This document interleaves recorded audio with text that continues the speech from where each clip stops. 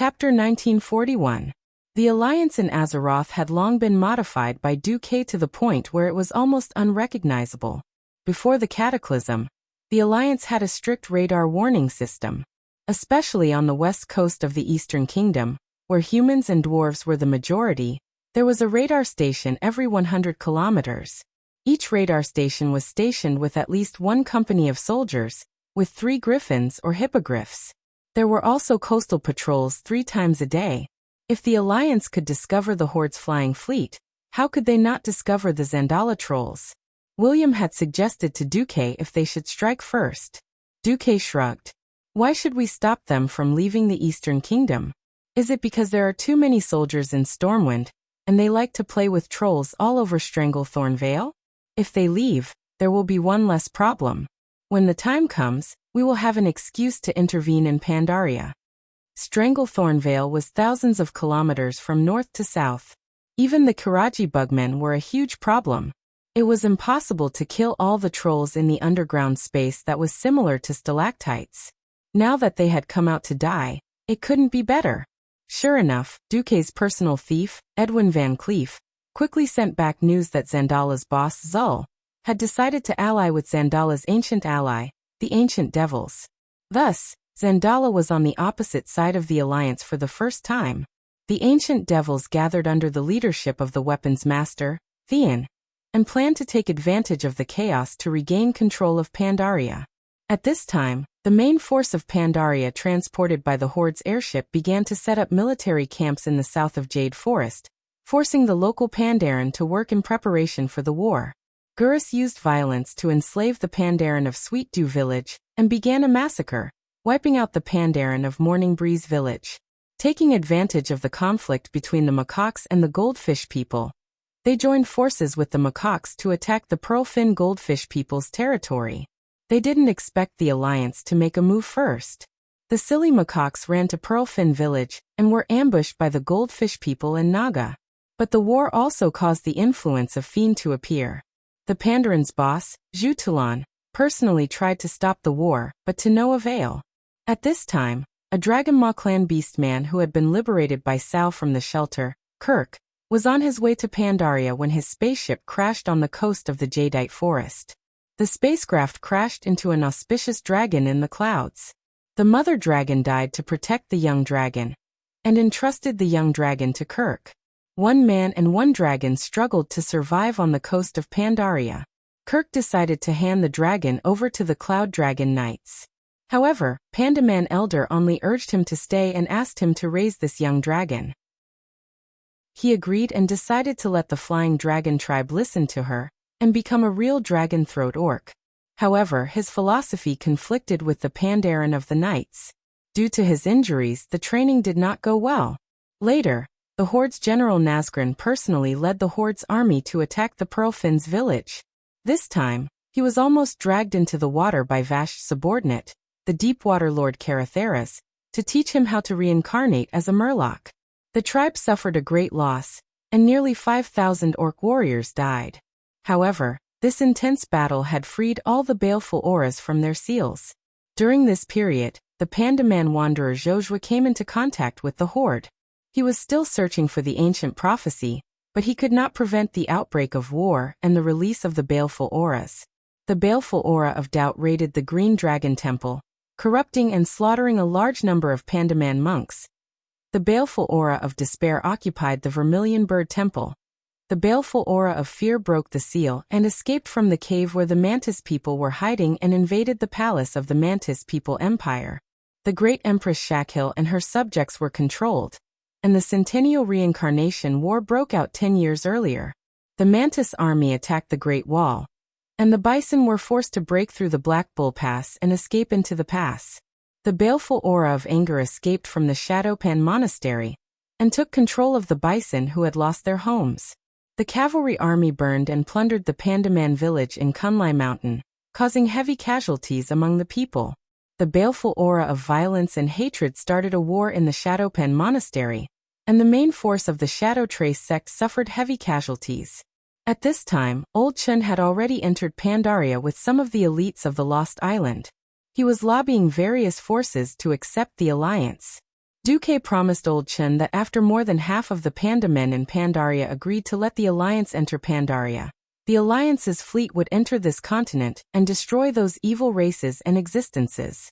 Naxxramas and the Alliance's fleet were hovering over the sea 30 kilometers northeast of the giant beast island in the north of Pandaria, which happened to be a position that all Pandarians could not see with their eyes.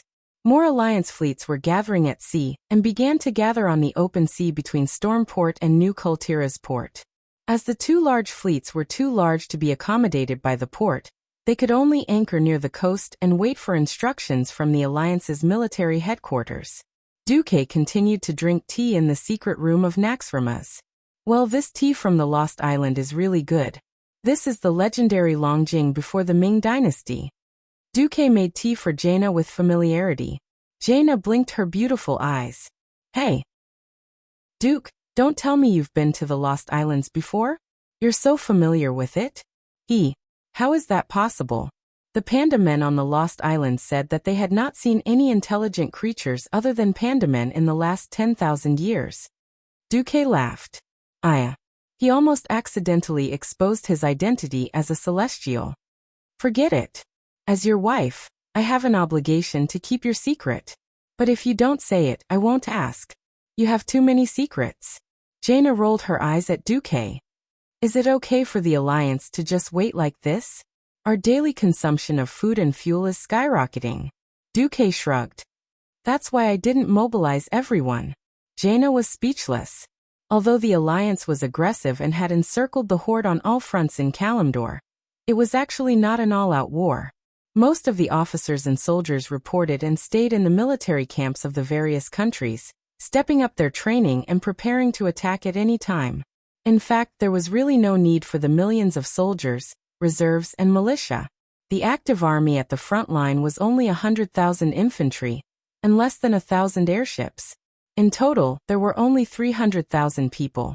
In addition, there were the Karakis, which were free troops. The cost of fuel was very low because it was mainly needed by the army.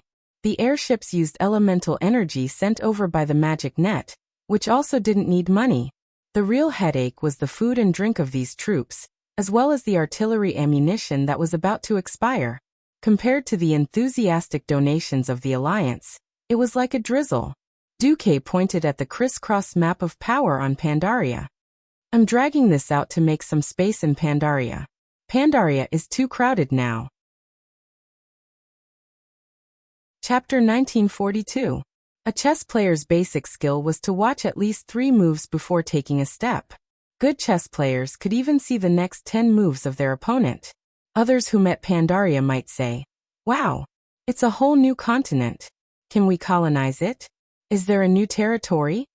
Duque was thinking about how to fight the Burning Legion if they came. At present, the Alliance had completed or basically completed their military deployment in the Eastern Kingdom, Kalimdor, and Northrend. When the Legion was ready, they would be snowballed by the demons if they weren't careful when facing the Burning Legion's spaceships dropping from the sky. They did not care about the spaceship that had just landed. In a while, the Eridar warlocks would directly open the teleportation door and send more void distortion demons over. More Eridar warlocks arrived, and they immediately opened more teleportation gates. 1 hour, they might only have to face hundreds of demons. If they didn't do anything for a day, the number might soar to 10,000. Anyway, there were billions of demons in the twisting nether. They would resurrect after being killed and run back to their corpses. The only thing stopping the demons from invading was the size of the portals, which was the number of troops sent out per unit of time. The Azeroth in reality wasn't as small as it was in the game. In the Elven Forest in the game, it would take 10 minutes at most to run from the westernmost to the easternmost on a horse. In reality, the Elven Forest was about 100 kilometers from north to south and 300 kilometers from east to west. It was also a forest with complicated terrain. People and horses had to be changed, and it would take a whole day to send a message. With such a vast area, if they were still as backward as in history, they could only rely on griffins to find it. Most of the troops had to rely on the 4 legs of horses to run. By the time they arrived, it would be too late. If Duque was given another 10 years, Duque was confident that the 3 continents would be able to hold on. At least, they wouldn't collapse. When they reached Pandaria, there wouldn't be any empty space without a major operation. Of course, Duque knew that the devilish ancients, mantis men, and Zandala trolls weren't good people. The Alliance couldn't just start a massacre, right? Anyway, they were strong and had a lot of capital. The Alliance just quietly pretended to be cool, and waited for the Horde and the evil races on Pandaria to die. In the following days, all kinds of information continued to come. Just like in history, Zandala successfully revived the first emperor of the ancient devils, the Thunder God, on the Island of Reckoning. The Zandala army was still overcast. They had found the ancient Devil Mountain's treasury, and wanted to steal the powerful treasures inside. In the end, most of the Shadowpen monastery fell into the hands of the evil. Even the sect master, Zhu Talon, was controlled by the evil of hatred. Only Master Xuelio and his disciples managed to restrain the threat of the evil of violence. Because the Alliance had Old Chen take action, and with the help of Lena Lightspear and the other second-rate experts of the Alliance, the Shadow Trace sect was able to purge the Fiend's influence from the outside in. Zhu Talon was also freed from the Fiend's control. After a short rest, Zhu Talon finally realized that the situation in Pandaria was completely out of control. The Shadow Trace sect was an organization founded 10,000 years ago by the last emperor, Xiaohao, who had gathered a group of top-notch experts. They wandered in the shadow of Pandaria, fulfilling their mission of guarding the Fiends.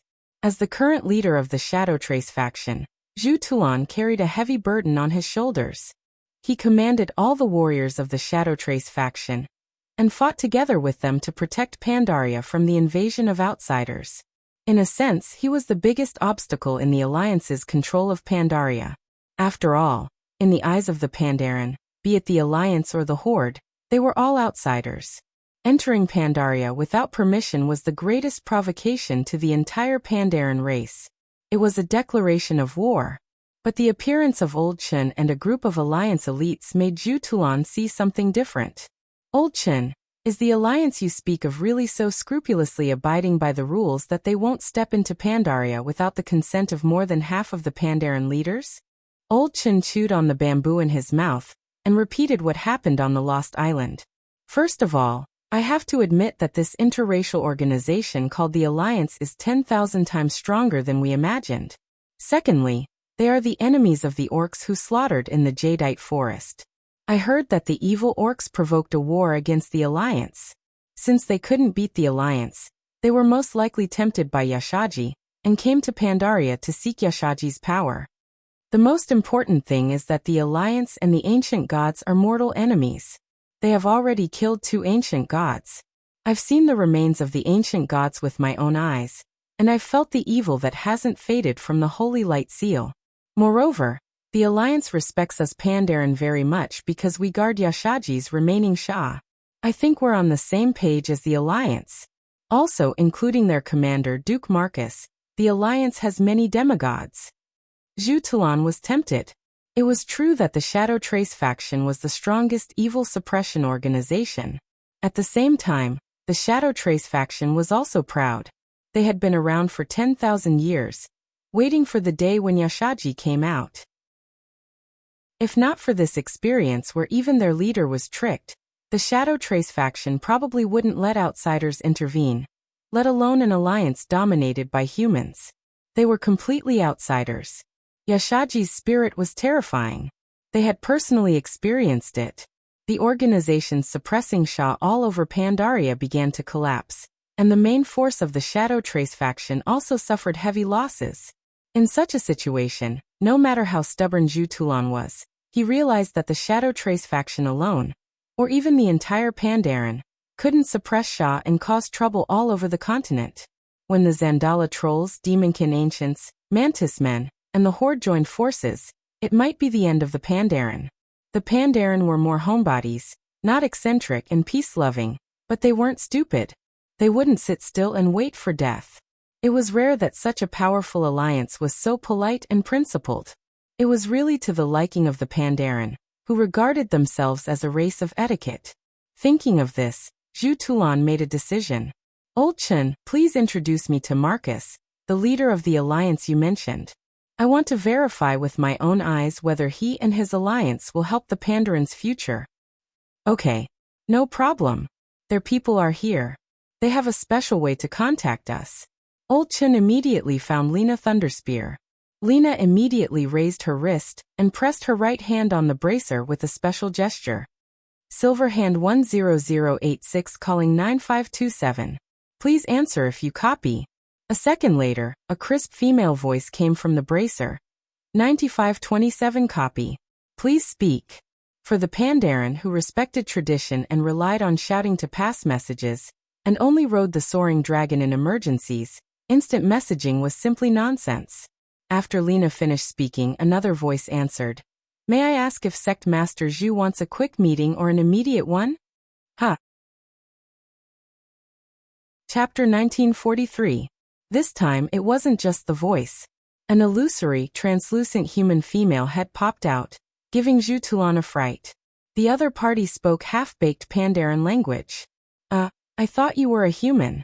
Zhu Tulan looked at the short and fat Lena. Sorry. I'm a female dwarf. In the Alliance, humans are the most populous race, Lena said, a little annoyed. Hello, I'm Sally Whitemane, one of the bishops of the Holy Light Church in the Alliance. Sally smiled. Zhu Tulan started talking to the white-haired human girl wearing a red, gold-rimmed hat. What's with fast? So what if it's fast? If it's fast, you can come on a flying mount. We'll have special flying knights to lead the way. It'll take about half a day to get here. Or we can send flying warships. That'll be faster. If it's fast, we'll open a portal here, and you'll be able to reach our flying fortress immediately. There were so many proper terms, and Zhu Tulan was dumbfounded. Teleportation portal? Do you know magic too? And don't portals only lead to a fixed place in the wild? Almost as soon as he finished speaking, Sally smiled. We can give you a demonstration. Okay. The next second, a portal opened precisely 2 meters in front of Zhu Tulan. Zhu Tulan couldn't help but swallow his saliva when he saw the completely different scenery inside the oval portal, with a psychedelic purple-blue halo. On the other side of the portal was a group of smiling human guards who were not armed. Zhu Tulan was the leader of the Shadow Trace faction, and his position among the Pandaran was extraordinary. Unfortunately, Pandaran were a very traditional race, like the Celestial Empire in the 19th century. For 10,000 years, Pandaran's lifestyle and technology had been almost stagnant. But the Pandaran didn't only have monks. They also had quite a few magic professions, such as mages, priests, and shamans. The magic civilization of Pandaran wasn't particularly powerful, but they still had portals, just not as exaggerated as the ones in the Alliance. Now, the core members of the Alliance, such as the elite warriors, would carry a spatial coordinate with them at all times. With the help of the weave, any Radiant Moon wizard could open a teleportation gate from any place the weave could reach. While Dumuk had been rotting outside Pandaria for so many days, the shameless demigod of the weave had already spread his evil claws all over Pandaria, which was the weave nodes. However, Duque was very careful and did not recklessly lay down the weave. Moreover, they were closely monitoring every node. After all, he did not know what was going on with the baleful aura. Legend had it that it was a great killing weapon that could kill a large group of Titan guardians. There was no cure for a morbid life. If Yashaji's baleful aura infected Duque's weave, that would be hilarious.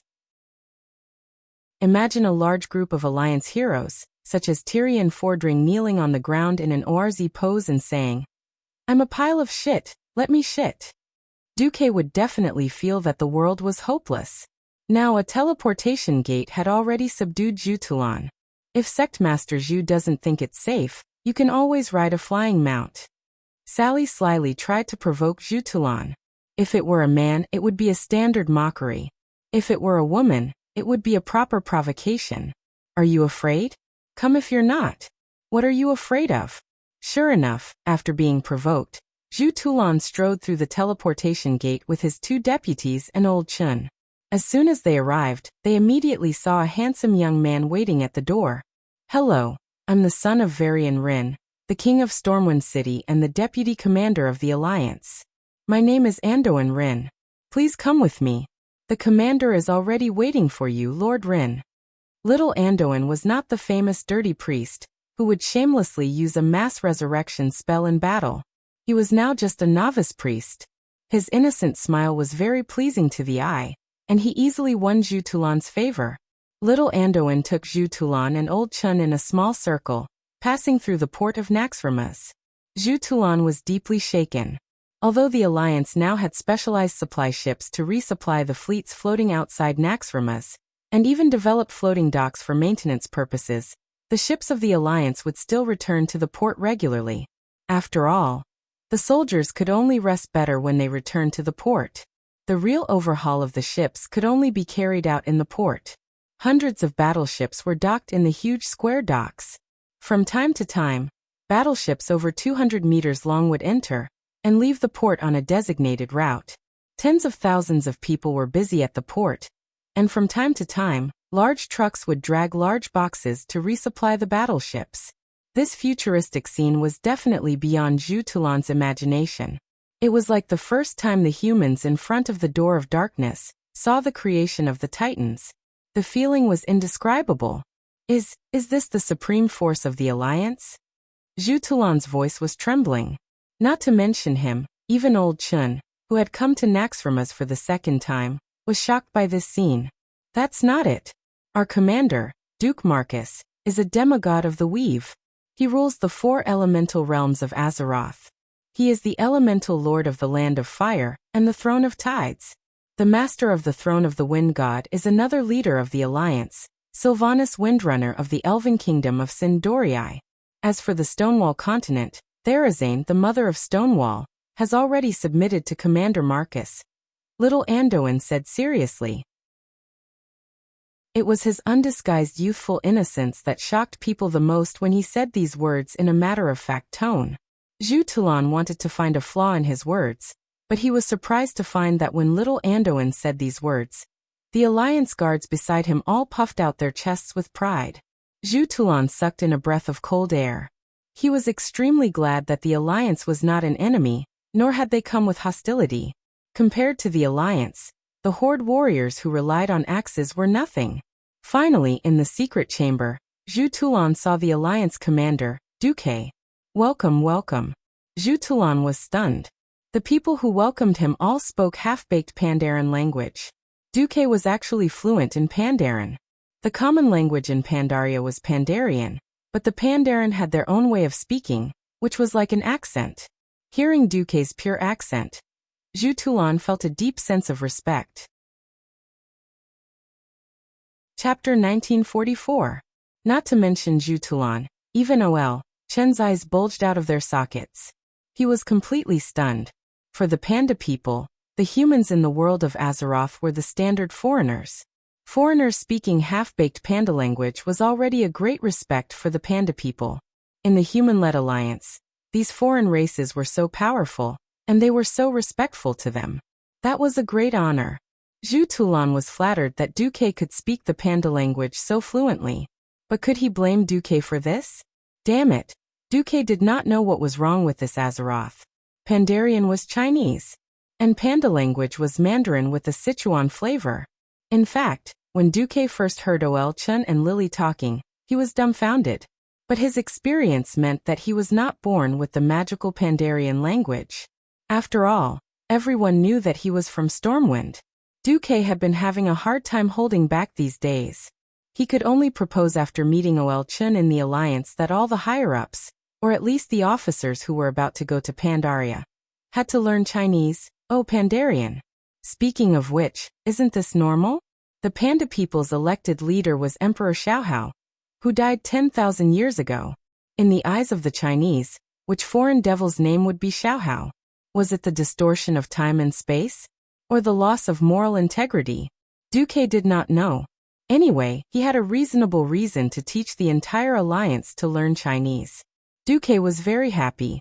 Otherwise, if there was no suitable reason, people would think that Duque was promoting the demon language if he forced the promotion of the Chinese language. It was because of the Panda people like Ol Chun and Lily, who had traveled the Eastern Kingdom's mainland and could speak both human and Pandarian as teachers, and Duque had pointed out the importance of Pandarian, that the Alliance had a craze for learning Chinese. Zhu Tulan seemed to think that Duke was just trying to coax him. He didn't think too much about it at first, so he casually complimented him. You speak the Pandaren language very well, Commander. Thank you for the trouble. Duke replied naturally. Not at all, not at all. This was courtesy, but courtesy also had a fixed form, and one had to pay attention to the tone. If it was used incorrectly, it could cause a misunderstanding or make people laugh to death. For example, a very simple thank you. Usually, it was polite to say thank you when someone helped you.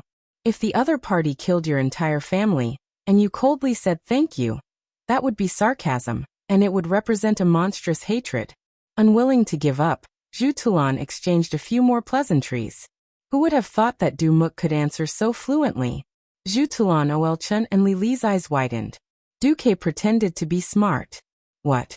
Are you so surprised that I learned Pandaren? I am the most intelligent mage in the Alliance. There are so many races in the Alliance.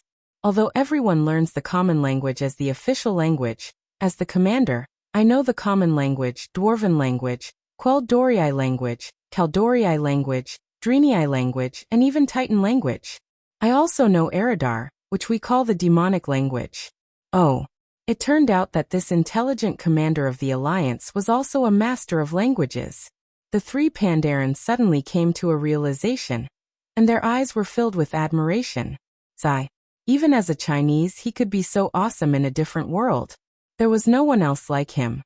Du Muk laughed sinisterly in his heart. Sorry.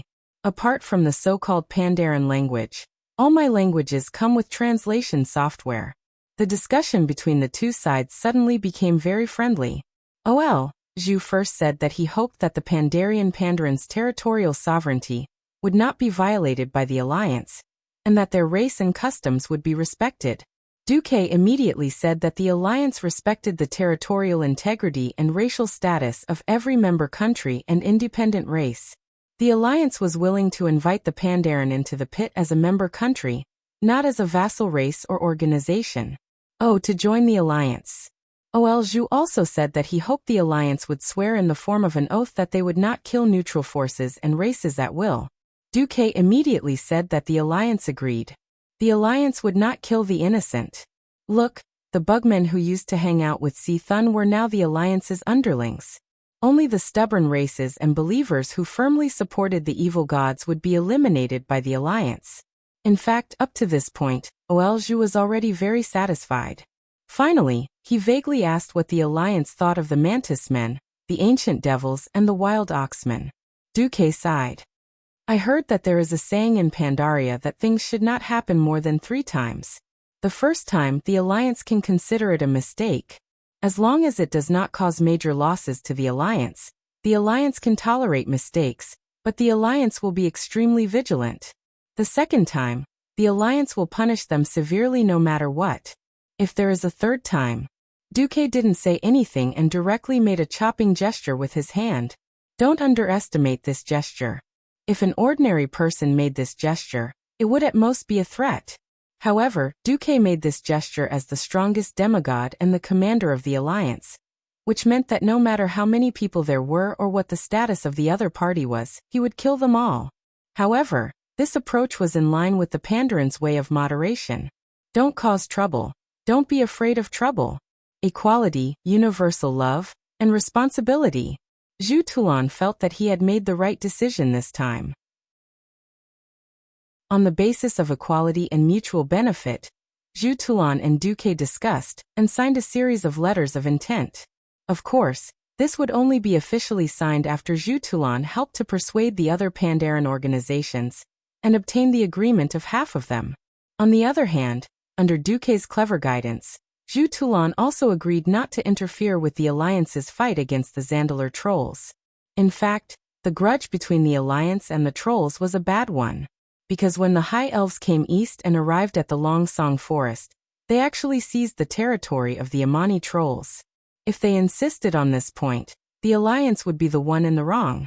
Duque used diplomatic language to point out that the Night Elves used to be the trolls. The atmosphere suddenly changed, and it suddenly became a civil war. Given the Pandaren's character, they definitely didn't want to get involved. The key was that Duque pointed out that when Ragnaros and the ancient gods were stirring up trouble, the trolls took the opportunity to stab them in the back. Zhu Tulan didn't like these trolls at that time. The Zandalar trolls had now recruited the Amani and Gurubashi trolls, but these trolls used to believe in evil gods. The Amani loved torturing and killing animals, imprisoning the souls of animals that were close to demigod level, and integrating them into their bodies to gain power. The Gurubashi worshipped the evil god Hacker and loved blood sacrifices. Moreover, the Zandalar had become a traitor. First, it helped the alliance deal with Hacker, and now it actually betrayed them. It gathered the trolls, attacked human ports, killed people, robbed human ships, and ran away. This was a classic case of betraying one's own people, and then using the enemy's hand to annex the other races. In turn, it turned around and abandoned its former ally. Chapter 1945. The Zandalas had their own reasons for doing all this. At first, it was because Gurubashi and his bastard compatriots had gone too far. Later, they did rise up because they were afraid of the alliance's persecution. But after Duque revealed so many facts, he inadvertently induced Zhu Talan's thoughts. Duque was not afraid that Zhu Talan would send people to investigate, because what Duque said was the truth. Of course, some things. Haha. Grass grows 3 feet high on Zujin's grave, and Zwaman has become a magic testing ground for blood elf mages. Would I say such things? Zulg Europe has now become a heavy industrial base in Stormwind. The gold mine in Stranglethorn Vale has been exploited by the Marcus family, and used as a gold reserve for Duque's little treasury. A certain black dragon has also slept there, and become a warehouse manager. The iron ore has been mined and smelted on the spot. It's a one-stop operation to produce flying warships, tanks, and armored vehicles. Such a trivial matter was not even worth mentioning. Who the hell told you to believe in evil and stab us in the back? You deserve to be confiscated. There was nothing wrong with this logic. As a leader-level figure who paid attention to his own race, Zhu Talan was undoubtedly qualified. Unfortunately, his lack of knowledge led to a lack of breadth of thinking. Besides, he could not care less about races other than Pandaren. Just like that, Zhu Talan and Old Chun left happily. They would contact the various Pandaren organizations next. Of course, this would definitely take time. This allowed Duque's overt plot to continue, because the Horde's elites led by Brainless Roar were still attacking Pandaria like a raging fire. The more ferocious the Horde's attacks, the faster the Pandaran's integration. In the original history, both the Alliance and the Horde were looking for a powerful force to win the war. In the Splendid Valley, despite the objections of others, Gurus firmly believed that the Horde should use the power of Shah to deal with the Alliance. After a discussion among the leaders of the Alliance, they decided not to use the power of Shah. In this life, it was not so troublesome. Only the Horde led by Brainless Roar was panicking. The Alliance? Now the Alliance was a righteous organization that had successively defeated 2 ancient gods, destroyed the Scourge army, and fought against the Armageddon army. They had double-digit demigods, thousands of flying warships, tens of thousands of ships on the sea, hundreds of thousands of tanks, armored vehicles, and all kinds of cannons, as well as millions of conventional forces. With this level of strength, would he still need to take the unorthodox path? Great Chieftain Garush gave the order to search for a powerful ancient devil-race divine artifact, the Sacred Bell. In Kunlai Peak, it was supposed to be an exciting showdown between scheming and counter-scheming. This time, under Duque's signal, the Alliance did not interfere, and as a result, the tribe succeeded easily. It was just that Dumuk had pretended to send an elite team led by Brigida Bendis to help an ancient hero in the name of resisting the power of the Holy Bell. The Monkey King of the Macaques from 10,000 years ago. Bridget passed the Monkey King's trial and obtained the Hammer of Harmony. It was created by the Pandaren and could resist the power of the Holy Bell. Garush led the elites to the ancient Devil Mountain Terrace in Kunlai Mountain, preparing to use the Holy Bell to allow the tribal warriors to control the power of the fiends. In the end, they were stopped by the Van Cleef father and daughter, and the Alliance agents. Before this, Vanessa had asked Duque, "Why are you acting like this when you clearly want to see Brainless Howl cause trouble, and can't wait for him to become Yashaji's biological son?" This was Duke's reply. Alas! It would be too fake if the alliance did nothing. Politics is so hypocritical. Just treat it as striking a monk for a day. Oh no, you're wrong. Just treat it as striking a monk for a day. Duque's words were very zen like the Pandaren, but because of his ignorance, Vanessa laughed. All right, my dear master, I will obey your orders. But you owe me a favor, okay? Pfft, aren't you my maid? What do you mean by asking for favors when you work for master? Duque pretended to be angry.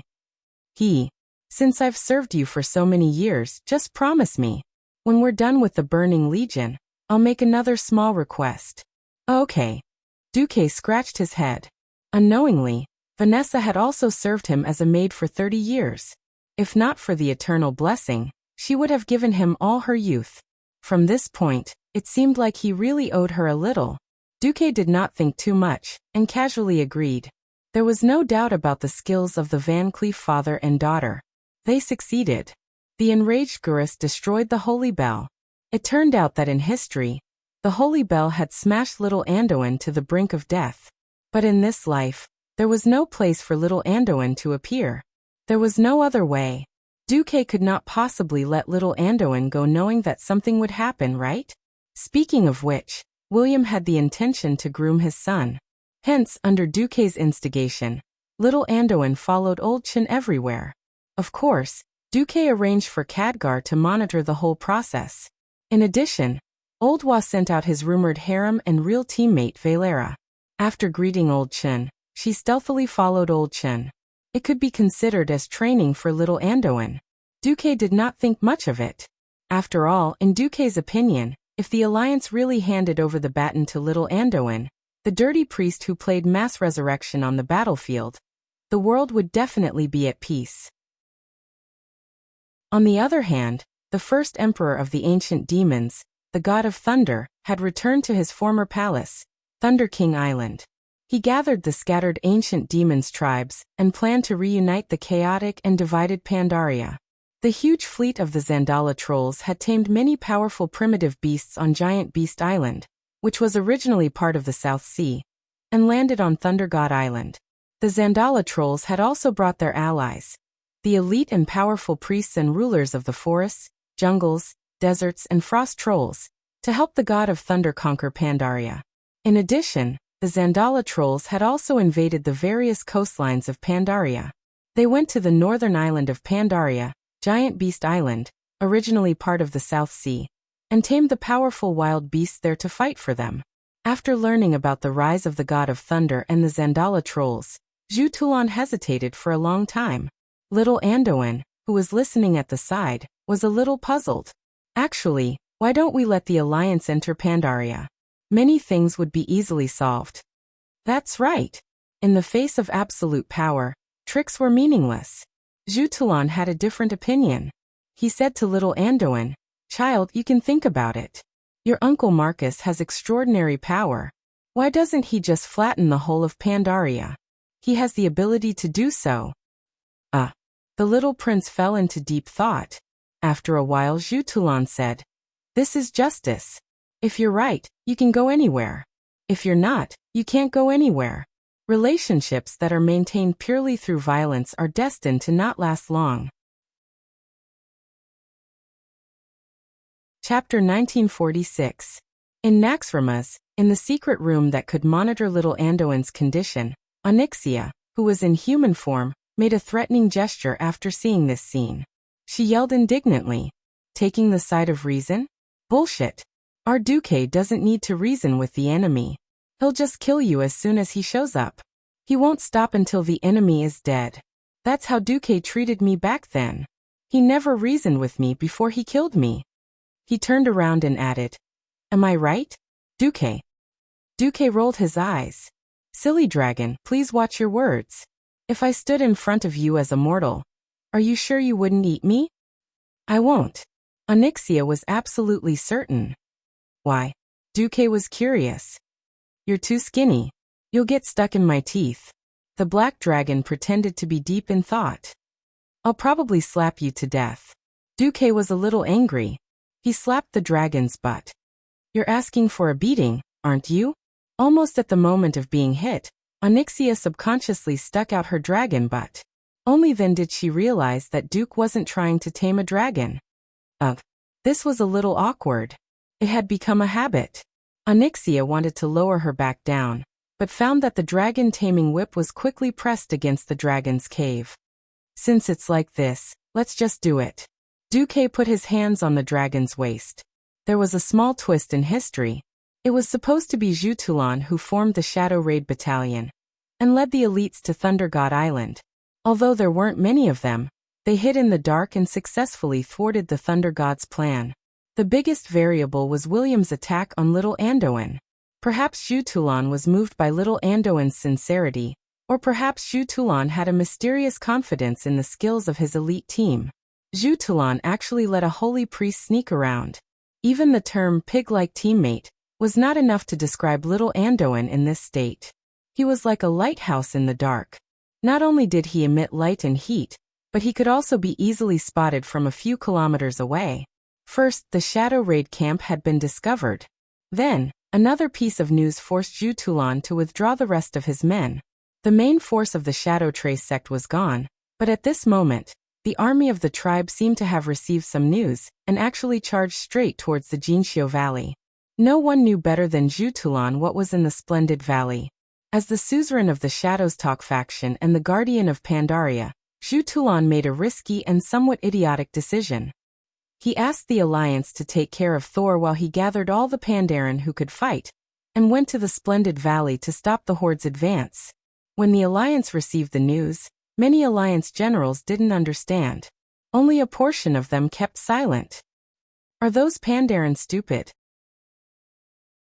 They know that the Horde is stronger, and they might not be able to stop them with just their own people. Why didn't they ask the Alliance to join in? Onyxia, whose face was flushed after being tamed, said with her hands on her hips. Duke shrugged. Let's put it in a way that you can understand. Let's say that you know that someone is going to raid your old home in Dustwallow Swamp. You know that the other party is probably as strong as your dead father, and that there's a very strong external aid that you don't have much contact with. Would you trust yourself, or would you look for external aid? The Black Dragon Princess brain was stuck. Perhaps it was stupid, but it was not difficult to understand. However, since Zhu Tulan had made such a decision, the Alliance, which had a policy of not interfering with the internal affairs of the Pandaren, was happy to comply. On the other hand, the Pandaren had officially made a diplomatic request, hoping that the Alliance would help to destroy the Thunder God on Thunder God Island. What made Duque the most was that this request was not just the will of Zhu Tulan or the Shadows Talk Monastery. Now the leaders of the Pandaren temples had a joint request. The White Tiger Temple, the Green Dragon Temple, the Five Dawn Temple, the Red Crane Temple, the Thunder Palm Pavilion. There were no less than 10 Pandaren organizations, big and small. Although not all of them, considering the sacred status of the Pandaren temples in the hearts of the Pandaren, this was already an important consensus reached by Zhu Tulan and the Pandaren in a short period of time. Duque raised his eyelids, looked at the main reports, and said to Bulang Bronzebeard, "Clean up Thunder God Island." Clean up? Will it? After working together for almost 30 years, Bulang naturally understood what Duque meant. It's okay. Our enemies will soon give us divine assistance. Duque simply closed his eyes. It turned out that in history, with the help of the Shadows Talk faction, the Alliance and the Horde landed on Thunder God Island from 2 directions. After establishing their respective forward bases, the Alliance and the Horde broke through the walls of the Thunder Throne, raided Zandala's dock, and the Ancient Devil's Mine, and finally broke through the solid gate of the Thunder Throne. In the process, both the Alliance and the Horde paid a terrible price in human lives. At that time, when the Alliance and the Horde were fighting, their long-range weapons not only hit the Thunder God's people, the Zandala trolls, but also each other. They were practically surrounded by enemies on all sides. What was even more disgusting was that the wretched swamp was right in the middle of Thunder God Island. This disgusting terrain forced both sides to give up on heavy equipment and even mounts, and only relied on the most primitive infantry to fight. The terrible loss of human lives in the process of battle disgusted the commanders of both sides. In the end, the Alliance and the Horde had no choice but to reach a temporary settlement at the Gate of the Thunder Throne under the persuasion of Zhu Tulan. Even after William returned to Stormwind City, he was shocked by the astronomical amount of compensation.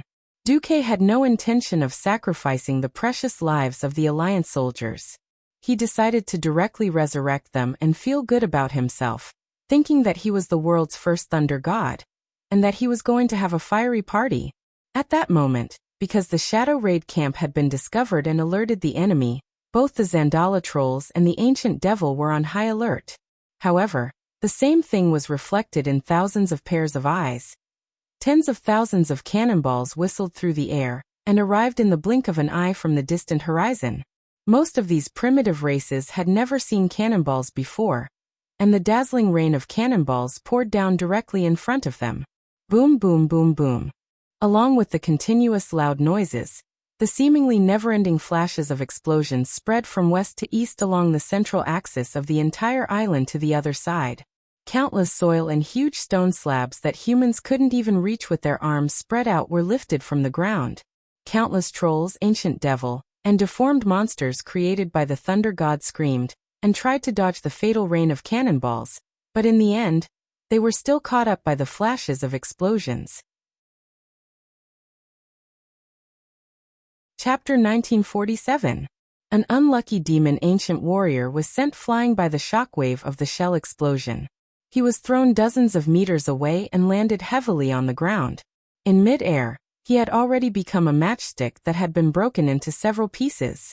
It was obvious that he would not survive. The other Zandalar troll's head was sliced in half by a flying tile. The regenerative ability that the trolls were so proud of did not come into play at all. The Zandalar troll was blasted a few meters away and turned into a corpse before it even hit the ground. The southwest part of Thunder God Island, which was lower in altitude, was designed to be a quagmire for the invaders. The Palace of Thunder God, the Throne of Thunder, was located in the northeast. The incompetent invaders, limited by the terrain, had no choice but to launch desperate and futile attacks from the quagmire to the tall city walls. It should have been like this. The unreasonable Alliance cannon array ignored this point and directly used a storm of steel and gunpowder to set off a one-sided massacre on the entire island. Hard granite bricks 2 meters wide, 1 meter high, and half a meter thick could not withstand this terrible cannon storm. Even the aftermath of the large-caliber cannon was enough to blow all the nearby warriors away. The temple, which had a very classical and rough style, was like the purple-black sky in the sky, groaning in the cannon fire. The thinner buildings were directly uprooted. The violent explosion caused the walls of the palace to easily loosen and collapse.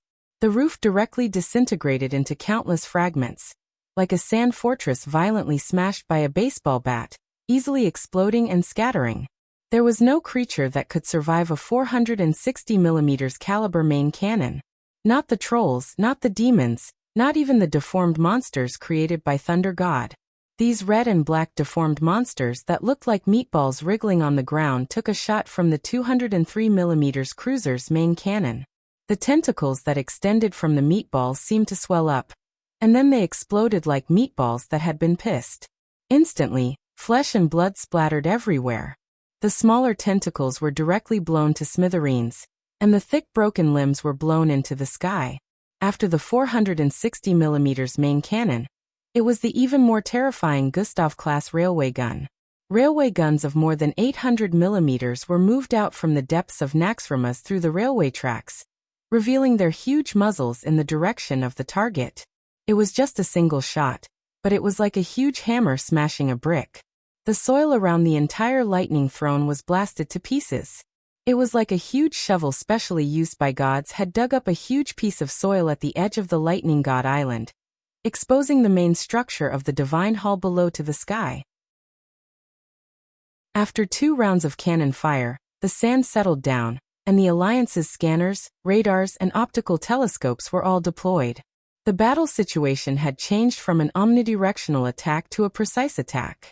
Some of the mutants that did not know what to do had just crawled out of the mud, and were hit by the cannons of the Alliance battleships that had been waiting for a long time. For the cannoneers of the Alliance, who had long since made arrangements to divide the battlefield, They only needed to move their cannons a few centimeters to fire. A ball of fire struck the mutated monster head-on, and amidst a blood-curdling screech that caused the surrounding space to tremble, the lump of meat completely exploded, turning into blood and minced meat that filled the sky before finally falling down in a swirl. Small-scale bloody rain continued to fall everywhere. The most important thing was that the Thunder Throne, which had once been the pride of the Devil Ancients, had completely disappeared from the Lightning God Island. The terrible cannons covered and flattened the entire island, blowing up every building on the island and turning them into rubble and powder. This was not the end. A huge floating island was descending from the clouds. There were towering round towers of various sizes on the island. The towers were slender, and the decorations on the spherical towers were mainly white with a lot of gorgeous purple and bright red. This was the other mobile air fortress of the Alliance, and one of the core kingdoms of the Alliance, the Dalajan. The Dalajan's arrival was completely without warning. If Zhu Tulan were here, he would certainly be surprised why it was not Naxxramas, but a magic flying city that he had never seen before. In fact, it was Naxxramas that was 10 kilometers away. It was just the Dalajan that had come. This was not important. A phoenix as hot as the sun appeared. It let out a clear and melodious cry and proudly took the lead from the airport platform on the side of the Dalajan. Beside him were thousands of pure-blooded firehawks that looked like large fireballs, as well as thousands of fire elemental creatures. One by one, the inverted triangular fire elemental creatures descended from the sky and directly broke through the passage of the Thunder Throne. The phoenix flapped its wings and hovered over the Lightning God Island. Its crimson eyes were like a pair of small erupting volcanoes, constantly emitting flames. Its sharp eyes were filled with a kind of pride as the master of all living things, looking disdainfully at the world. It and its master, the demigod Kale, that's Eversong, calmly looked at the island, but it gave others the illusion that these two pairs of calm eyes were looking down at their new territory from above. The Lightning God Island was not big, about 3 kilometers long and 1.5 kilometers wide. Not a bad island. It's suitable to be the new base of the Alliance. His mount, the Phoenix Ao, was several times larger than it had been in Draenor. Now, its huge body was almost half the size of a town, and the flowing flames under its wings easily brought out clouds of fire with a temperature of at least 3,000 degrees. This terrifying temperature alone was enough to melt gravel into glass. The turbulence set off by the phoenix when it flapped its wings was like the sweat of humans working casually. But after such a spark-like light fell on the Lightning God Island, the entire area was plunged into a sea of fire. The terrifying sea of flames burned and purified everything on the island. This place is too dirty. I'm going to purify it for my master. Kale, Bats did not say this publicly, but he did it. For a full half an hour, Kaizi ignored the provocative roars coming from the depths of the Lightning Throne, and continued to burn the place with flames. When everything was over, Kaizi raised his eyelids. What's the hurry? I'll deal with you now. The phoenix descended magnificently. The moment the phoenix landed, a huge portal surrounded by flames opened behind Kaizi. 2 fire elemental leaders, nearly 10 stories tall, walked out from inside. The fire elemental fighter, Smodron, and the fire demon hunter, Sharnox, appeared with 2 molten fire hounds. It was not only them. From the Dalajan, an equally burly figure descended, riding an unbelievably large progenitor dragon. Alder's guardian of thunder, Torim. Following Torim were the 2 guardians of Alkovan, Coralon and Amaron. Of course, because these big guys were too huge, it was easy to ignore them. In fact, the Alliance Marshal Gavin Rad also came down with a few second-rate powerhouses. Chapter 1948. Kaizi smiled. Is everyone here? Let's begin. The Alliance had many strong people, and there were many cards that they could play. There was no need for Duque to lead the team personally every time.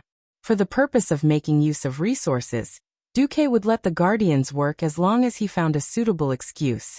There was a special existence in the Thunder Throne of Thunder God Island, Guardian Laden. Since it involved a Guardian, it must be another depravity drama. Torim, who had been sold by Wisdom Loken once, hated betrayal and depravity the most. After some stupid dragon died, Tarim did not need to defend Otter. Under Du's instigation, he began to participate more in fighting against evil. For example, this time, he came to be a thug again. It turned out that in history, the troublemaker Black Dragon Prince Wuxia had gone to the Thunder Furnace on Thunder God Island and learned that the ancient devils had the powerful technology left behind by the Titans. He used the equipment to forge a sharp halberd, and then collected the power of thunder from the Storm Dragon King's corpse. Wuxia sent people to continue investigating the Thunder Throne and collect the stone slabs left behind by the Titans. Finally, he understood the mission and origin of the ancient devils. In this life. Sorry, I gave Wuxia a cold song long ago. In fact, the ancient devils were once a pile of decorative stone statues in the experimental field of Pandaria. Under the effects of the curse of flesh and the spring water of Splendid Valley, they woke up and became flesh and blood, gaining life. The ancient devils who called themselves the Thunder God were not that great. 13,000 years ago, the Thunder God was just the son of a warlord. His goal was not only to conquer the weak races like his ancestors, but also to build a true empire. In order to achieve this goal, he traveled to the mysterious Peak of Thunder to search for the forgotten truth about the ancient devils and their power. He found something that opened his eyes: the Titan Guardian Laden, who guarded the powerful Titan artifact, the Narek Fiend engine. The Thunder God controlled both, and then used this new power to proclaim himself the King of Thunder. He ruled Pandaria with tyranny until his death. Now, he was resurrected and wanted to cause trouble again. Even though the powerful Zandala trolls and ancient devils had set up layers of defense in the Thunder Throne, the ferocious beasts hidden in the underground caves of the palace, and the monsters left behind by ancient devils' dark magic lurked in the palace sewers. But so what? The group of fire element demigods led by Kai Zi were enough to give them a hard time, not to mention Tarim and the other guardians to hold the fort. Most importantly, Duque had been using this method to emphasize the justice of the alliance among the guardians. Look, our alliance has killed another evil one and saved a fallen guardian. Under the imperceptible influence of day after day, the guardians had long regarded the alliance as a complete partner of justice, unknowingly tying themselves to the alliance. Someone who went against the alliance? Hehe. Of course it was an evil force that had to be destroyed. This gorgeous lineup had easily defeated the Thunder God without the help of the Shadow Tracking sect. They had even defeated the Berserk Guardian Laden. With the approval of Tarim and the other guardians, the alliance not only obtained the spoils of war from the boss, but also the Thunder God's heart. This heart originally belonged to Guardian Laiden, and the alliance was able to understand a key secret about the Titans. On this side, the Lightning God Island still had an unknown lightning god and a fallen guardian. On the side of the giant beast island, it was a complete annihilation. Without the annoying fog, there was no need to defend the dangerous caves that were getting deeper and deeper. Who knew why the Zandala trolls had trained so many giant beasts? To add food to the Alliance's soldiers? They had tested it out. The velociraptor meat on the giant beast island was not delicious. It was too tough. Unless it was the orcs with good teeth, no one would like that barbaric taste. In front of the Alliance's flying fleet, the army's cavalry, be it the Velociraptor Knights or any other knights, was a tragedy. The rarest thing was that there were no Pandaren living on the giant beast island. Without worrying about friendly fire, the Alliance's fleet madly poured out the old-fashioned cannonballs they had accumulated over the past 10 years. Cannonballs were like that. Once they expired, they would be dangerous, and detonation would cost money. If they could not get rid of them within their expiration date, it would be a waste. Just like the Celestial Empire, in order to prepare for emergencies, they followed the Russian standard and prepared 7.62mm bullets in units of hundreds of millions. The specific number was not something we commoners could know. We only knew that there were about 30 billion rounds. The Alliance's stockpile of cannonballs was also awesome. There were more than 200 million rounds. There was no way around it. Any main cannon had about 100 rounds of ammunition. A warship had a main cannon and a secondary cannon. The 460mm main cannon was matched with a 155mm cruiser-class secondary cannon. According to this ratio, no matter how stingy they were, They had to prepare more than 2,000 rounds of cannonballs of all sizes. The Alliance now had nearly 10,000 large and small warships in the air and on the sea. 200 million rounds of ammunition was definitely not a small number. This was only because Duque had considered that cannonballs would be consumed quickly, and that they would be innovated quickly.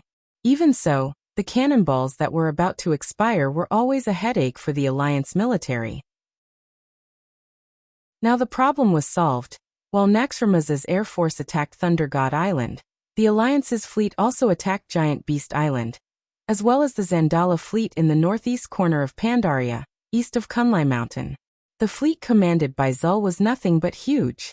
The wooden ships were no different from target ships in front of the Alliance's warships. No, it should be said that when the Alliance's gunners trained, they used obsolete wooden warships as target ships.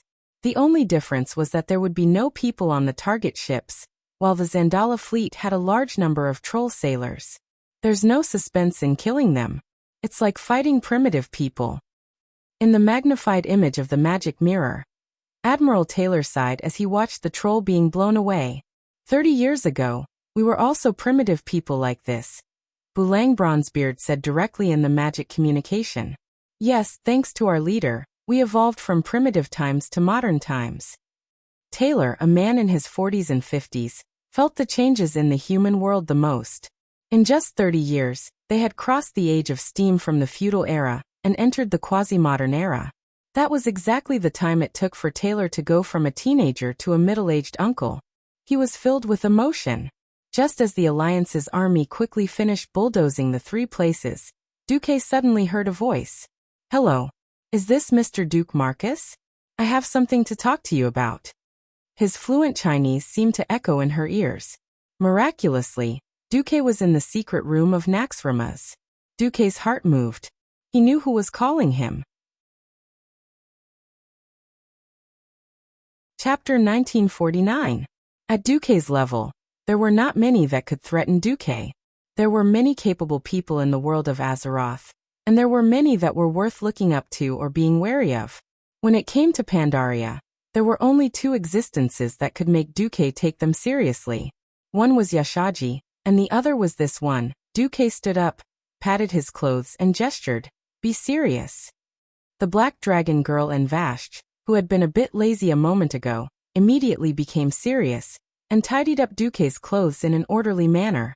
Duque easily crossed the teleportation gate, and in the next second he appeared on Mount Kunlai's clear sun peak. It was not as cold as Northrend, but standing on this snow-covered peak of Pandaria, he could still feel a chill. The cold was meaningless to Duque, who had a demigod body. Moreover, as the elemental lord, Duque could control any of the four elements in the world of Azeroth at will.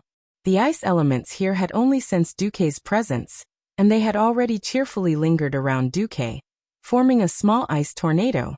But this ice tornado was very slow, and the dust and snowflakes carried by the wind could be easily seen with the naked eye. Duque did not care about the situation of the elements.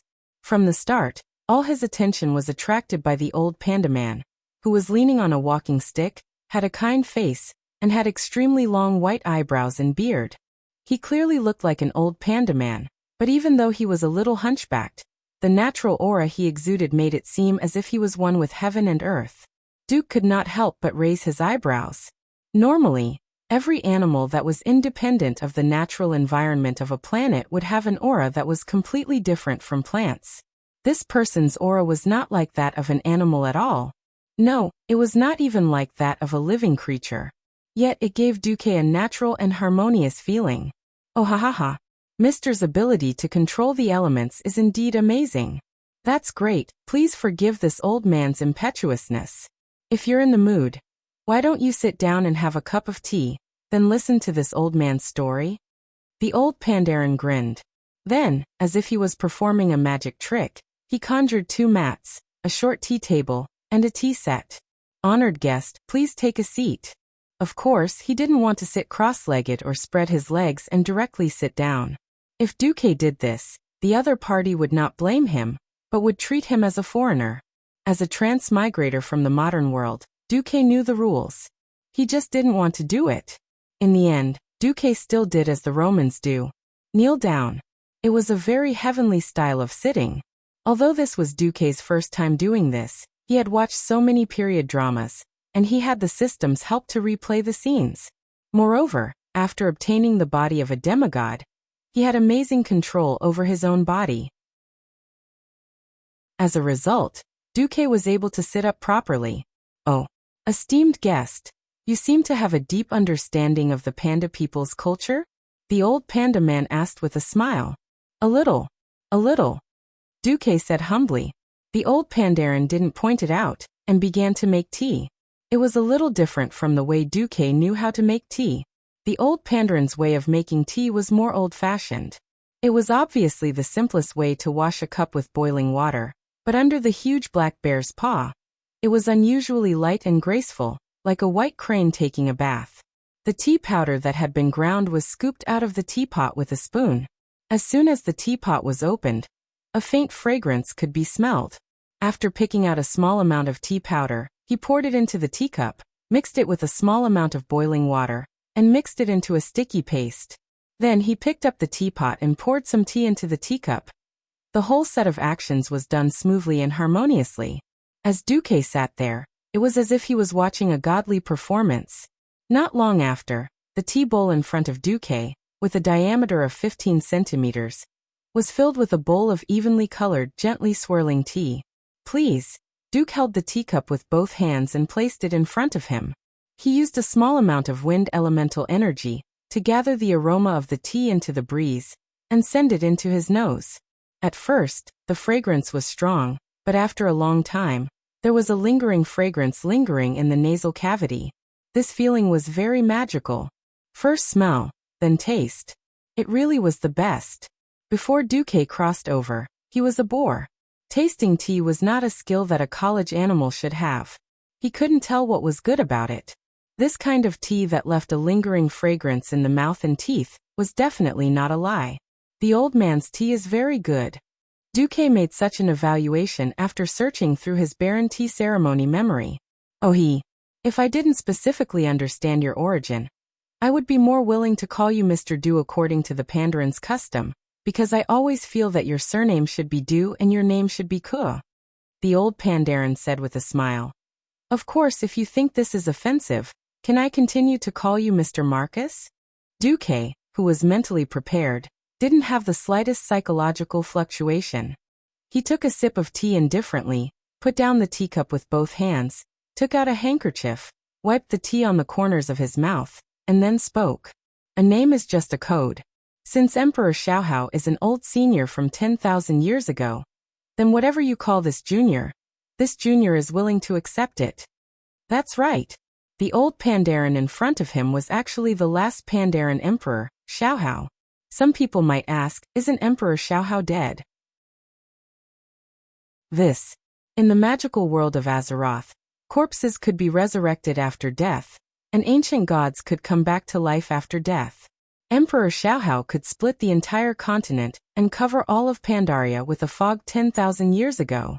Did such a blockhead guy really not leave a will after death? Du Muk was the first to not believe it. Emperor Xiaohao smiled. If it weren't for your decent appearance, I would think of you as a Pandarin with the most complete and great inheritance. You flatter me. You're the panda. Your whole family are pandas. Bah. Why does it feel like I'm not scolding people? Duque, who was complaining in his heart, suddenly lost his temper. You and your alliance are too powerful, so powerful that even my clansmen and I are incomparably fearful of you. Regarding your invitation to us Pandaren to join the alliance, my people and I have to be cautious. After all, it's easy to join a powerful cross-racial alliance. Swallowed to the point that not even the bones are left. Duque smiled. It seems that you really understand Pandaren culture. This is what I'm most gratified about. Our Pandarin's customs and living habits are quite different from the existing races in the Alliance. There are countless powerful races in Pandaria. My ancestors and I spent countless years, but failed to integrate them into an equal and peaceful organization. Differences in culture and ideology are the most likely to cause conflicts and even wars. Emperor Xiaohao sighed. Chapter 1950. Indeed. Duque nodded. Conflicts often originate from misunderstandings, and misunderstandings can easily turn into conflicts.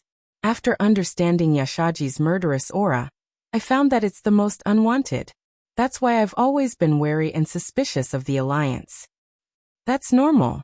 But the Alliance has done a good job. I should say it's done too well. I can't find a reason to refuse to join now. Emperor Xiaohao sighed. Then join us. Duke was rather straightforward, directly inviting them to join. Can I quit after joining the Alliance? Xiaohao asked. Do you know about the Burning Legion? Yes. That's right.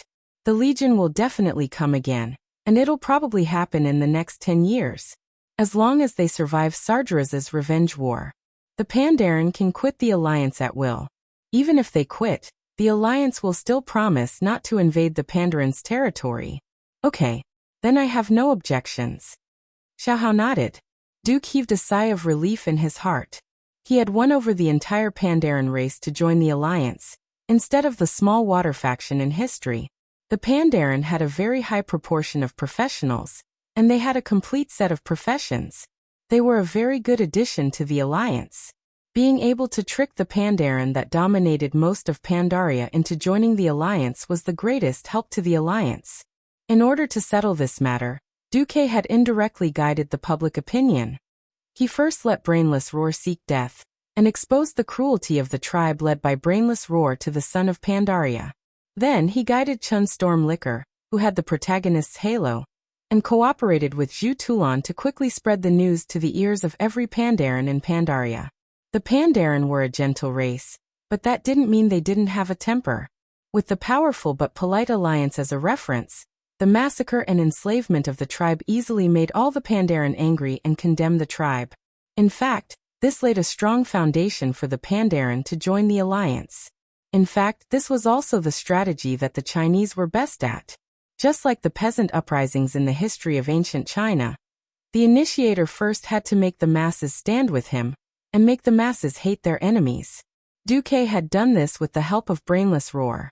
His propaganda method was too brilliant. The Alliance did not directly participate in the manipulation of public opinion. They only let old Chun, a Pandaren who had wandered out to the outside world and killed his way back to find his roots, spread the ferocity of the tribe. From the airship crashing into the Lost Island, almost causing Shenzhen to kneel, to the trivial matter of the Jadeite forest. Even if Xiaohao had a feeling that Duque was behind this, he had no evidence. Moreover, the Alliance was indeed kind. Without the invitations of so many Pandaren leaders, they wouldn't even take half a step into Pandaria. The Pandaren had no choice but to accept this favor. If it wasn't for the Pandaren being completely blinded and unable to deal with Sha, the Horde, the Zandala trolls, the Demonkin ancients, and the Mantis people, the Alliance would not have entered the battlefield. Since he had decided to bring the Pandaren into the pit, Xiaohao would not pursue this matter anymore. Yes, Duke, you're interested in hearing it. The nagging of a 10,000-year-old panda? Sure. I don't have to do anything to deal with those dregs anyway. Duque nodded calmly. That was 10,000 years ago, or even longer than that. At that time, the Well of Eternity was still the Well of Eternity, and Kalimdor was still the land of eternal starlight. However, the Pandaren dynasty on Pandaria had lasted for countless years and generations. The Panda Empire was established after overthrowing the Demonkin's enslavement.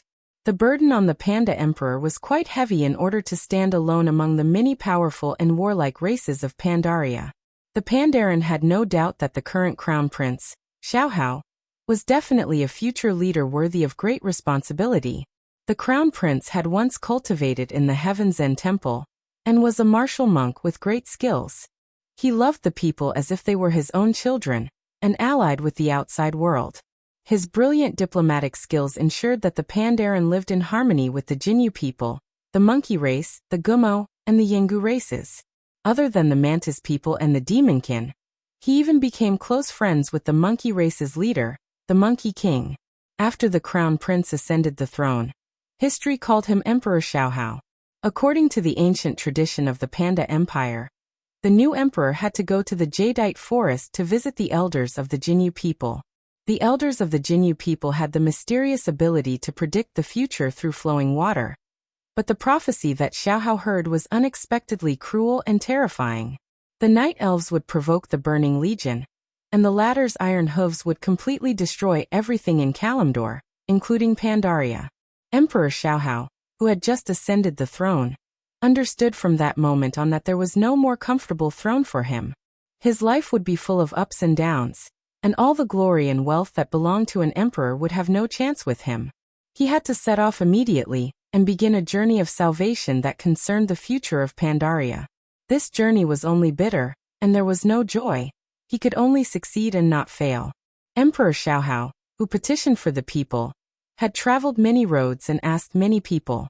In the long and tiring journey, he finally thought of borrowing the wisdom of the mighty Heavenly Lord. For this reason, he personally climbed the highest peak of the cold Azeroth to seek the advice of the Jade Serpent.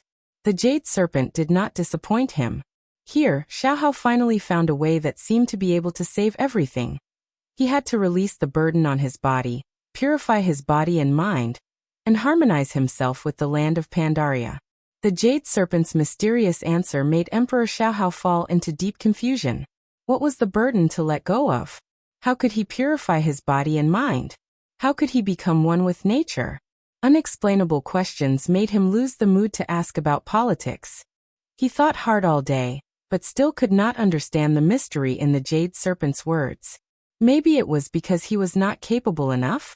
Then, was an emperor who did not have the ability to save his people worthy of sitting on the throne?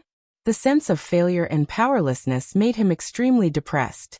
The burden of all kinds of negative emotions was so heavy that he almost could not breathe.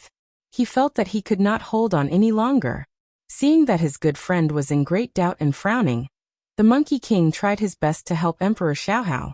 He came to the Jadeite forest and tried to use bamboo to make a strange magic mask, wanting to use it to make Emperor Xiaohao happy. Unexpectedly, this method worked. Emperor Xiaohao's doubt was absorbed by the mask, and he was no longer doubtful. However, he also did not expect that after they buried the magic mask that absorbed Emperor Xiaohao's doubt deep underground, a monster that could create doubt appeared. They called it Sha. Hearing this, Duque sighed. Is this the origin of the Sha ? Yes. How did you deal with the Sha ? The only way is to control and seal it. Even with me and the Monkey King, who are highly skilled in martial arts, it took us more than half a day to finally subdue the Sha. This time, the Sha is really sealed in the Jadeite forest. Chapter 1951. Recalling the past, Emperor Xiaohao was full of emotions. It was only then that I finally understood that Jade Dragon wanted me to eliminate negative emotions like doubt in my heart one by one in order to finally obtain the ability to save Pandaria. 7 burdens, 7 kinds of negative emotions. After Xiaohao sealed violence, anger, hatred, and so on, all his negative emotions were sealed, and the Pandaren of the Shadow Sect had no choice but to become the secret guardians behind Pandaria for generations, specializing in sealing and monitoring malevolence. After removing all 7 burdens, my body and mind are completely clean, and these tasks have been used for a long time in the passage of time. Azeroth is now at the end of the ancient war, and it's getting closer and closer to the prophecy.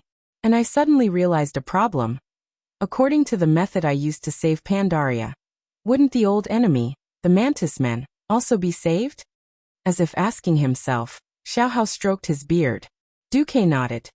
Yes, indeed. I heard that Pandaren and Mantis Men fought on the battlefield all year round, and their hatred was deep.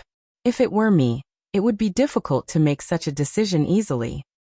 That's right, the Monkey King advised me from the side, reminding me of a fact. Once every 100 years, the Mantis Men will attack the Pandaran's coiled dragon ridge. This cycle has become an inseparable part of Pandaria. If the water is too clear, there will be no fish. Although the Pandaren and Mantis Men's relationship is difficult to ease, it is also inseparable. If we don't save them, we can't save the Pandaren themselves. When I figured this out, I also completely understood the true meaning of Jade Dragon's words. Everyone knew what happened next. Xiaohao sacrificed himself to save the entire Pandaria. Perhaps this statement was not entirely correct. He just merged with Pandaria. Old Master Xiaohao, you are indeed great. Duque's words were not flattery. Sacrificing oneself to help the entire race was a great feat. Duque always felt that if it was his turn, he might not be able to do it. Deep down, Duque was a layman. He liked to show off, was also afraid of death, and liked all kinds of girls. The biggest difference between him and the evil sex was that he didn't mind saving the world when he was having intimate moments with the ladies. Even though Duque now had the power to stir up the entire world, he still felt that he had not changed. The world has changed. Pandaria and Pandaren were not the only ones who could change the world. The future is still in the hands of youngsters like you.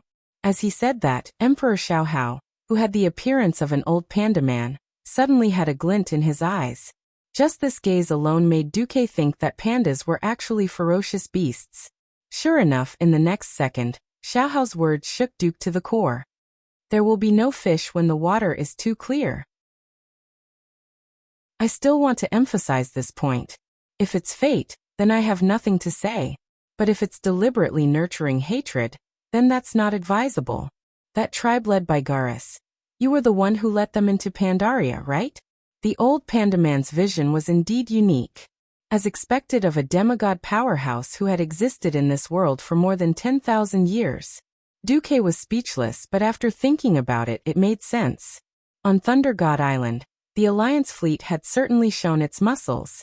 But that also proved that if the Alliance fleet had really gone all out, the tribe's wooden airships would not have had a chance to reach Pandaria. For a moment, Duque wanted to use an excuse to get over it. For example, the Alliance couldn't see the tribe's warships at night, or the tribe's illegal immigration. But when he met that pair of excessively sharp and distinct black and white eyes, Duque felt that it was meaningless. Gently holding the teacup, Duque took another sip of the hot tea, and then calmly put the teacup down. After the initial second of slight panic, Duque, who had calmed down, had vaguely become more pretentious, because he had completely let go. At this moment, in Duque's fearless eyes, there was only one meaning. A monk doesn't lie. If I say I'll kill your family, I'll kill your family. Duque admitted frankly. If you want to destroy it, you must first make it crazy. Anyway, it was fate that the tribe came to Pandaria. I just gave them a push. Oh. The old panda demigod's gaze became sharper. Do you know that there were tens of thousands of parallel timelines that were almost identical to this world outside this timeline? I know a thing or two, Xiaohao replied. There are none now. Duque picked up the teacup again and took another sip. I destroyed a small part of it, but most of it was devoured by the world's main timeline. We are making our own choices, and the world is also making its own. Emperor Xiaohao's expression froze, and he was so stunned that he couldn't speak. There is only one timeline left leading to the future. I'm just making the choice I think is appropriate. What about the panda people? Emperor Xiaohao's eyes became a little dim. As if possessed, he began to mutter to himself. Then was everything I did wrong? Where is the future of the panda people? Duque put down the teacup. This time he didn't pick it up again. He stood up and looked down at Emperor Xiaohao, who was still kneeling. I admire the ideals of the panda people, and I respect your folklore. As long as I can do it, the Alliance will give the panda people as much freedom as possible. But this isn't a reason to stop the entire Azeroth from moving forward. When the freedom of an individual and a race is in conflict with the future of the world will make its own choice. At this point, Xiaohao's soul heart thumped violently. War? Tens of thousands of years of history tell us. The essence of war has never changed, and that is to fight for survival. I don't want to be a hypocritical politician. Shouting freedom is more important than life, before the war begins. Then, when the war can no longer be endured, raising their arms and shouting, life is the most precious. I just want to tell you one thing, Emperor Xiaohao. Go ahead. Xiaohao replied. Times have changed. What peace, what struggle and interrogation of human nature. In the face of the survival of the race, they are nothing but illusory superstructures. What the Alliance and I need is a firm ally who can win the apocalypse against the Burning Legion. Not a pig-like teammate who will drag us down. If the panda people can't do it, then I'm sorry. Duque opened the portal. He had already made his stand clear. If the panda people still didn't know what was good for them, then Duque couldn't do anything about it. Perhaps he wouldn't attack the panda people's territory, but from this moment on he would act according to the needs and wishes of the alliance. Just as Duque was about to step into the portal, Emperor Xiaohao smiled bitterly. The panda people are willing to join the alliance wholeheartedly. Chapter 1952. While Duque was chatting with Emperor Xiaohao over tea, the tribe did not stop their march. It was different from the original history. It turned out that the Alliance tribe first drifted to Pandaria during a naval war, and then Admiral Taylor of the Alliance. In addition, William's only son Andoin also came, which attracted the attention of the higher-ups of both sides. They gradually increased the exploration of Pandaria and invested more troops. After the frontline troops began to send back reports, big shots such as Wajin and Tyrant entered the battlefield. It was completely different in this life. Duque, who was well aware of the situation in Pandaria, planned everything before taking action. The great chief of the tribe, Gurus, was tempted by the evil voice in his heart. He directly abandoned his perplexity, ignored all the details, and led the army straight to the splendid valley. Along the way, he did not even separate from the main force, and directly killed his way to the destination, leaving only the minimum number of sentries to monitor the movements of the alliance. In fact, even these so-called sentries were mixed with water droplets. In the name of monitoring the alliance, Gurus left all the sick and injured soldiers behind. He did not even leave any supplies, and only gave them the right to burn, kill, and loot at will. Hence, there were even the elites of small clans in the tribe who took the initiative to leave the main force in order to encircle the most fertile land as their clan's future territory. This caused a large number of people to fall behind, but their morale did not drop. The orcs' thinking was that simple. When they went to a new place, there would be prey and enemies. Well, once the enemies were killed, the prey would all belong to the orcs. No matter what, they had to get rid of the eyesore first. At the moment of war with the alliance, the orcs under Brainless Roar were even more unscrupulous. It was precisely because he knew this that Duque was not worried at all that Emperor Xiaohao would side with the tribe. After all, the tribe in this life was even more unscrupulous. Besides, Xiaohao, who had tied his soul to Pandaria, could clearly understand things that he could not have known when he was immortal. For example, he could vaguely see the fate. Duque was not wrong. The tribe would indeed cause trouble in Pandaria, and it would be with Yashaji. The only difference from this predetermined fate was that the alliance was cleaner and more noble. The brutality of the tribe pushed the Pandaren further towards the alliance. If Emperor Xiaohao didn't even know how to choose, then he wouldn't deserve to be called the greatest emperor of all time. In fact, the moment Xiaohao agreed, Duque knew that the alliance had achieved a complete victory in the mystery of Pandaria.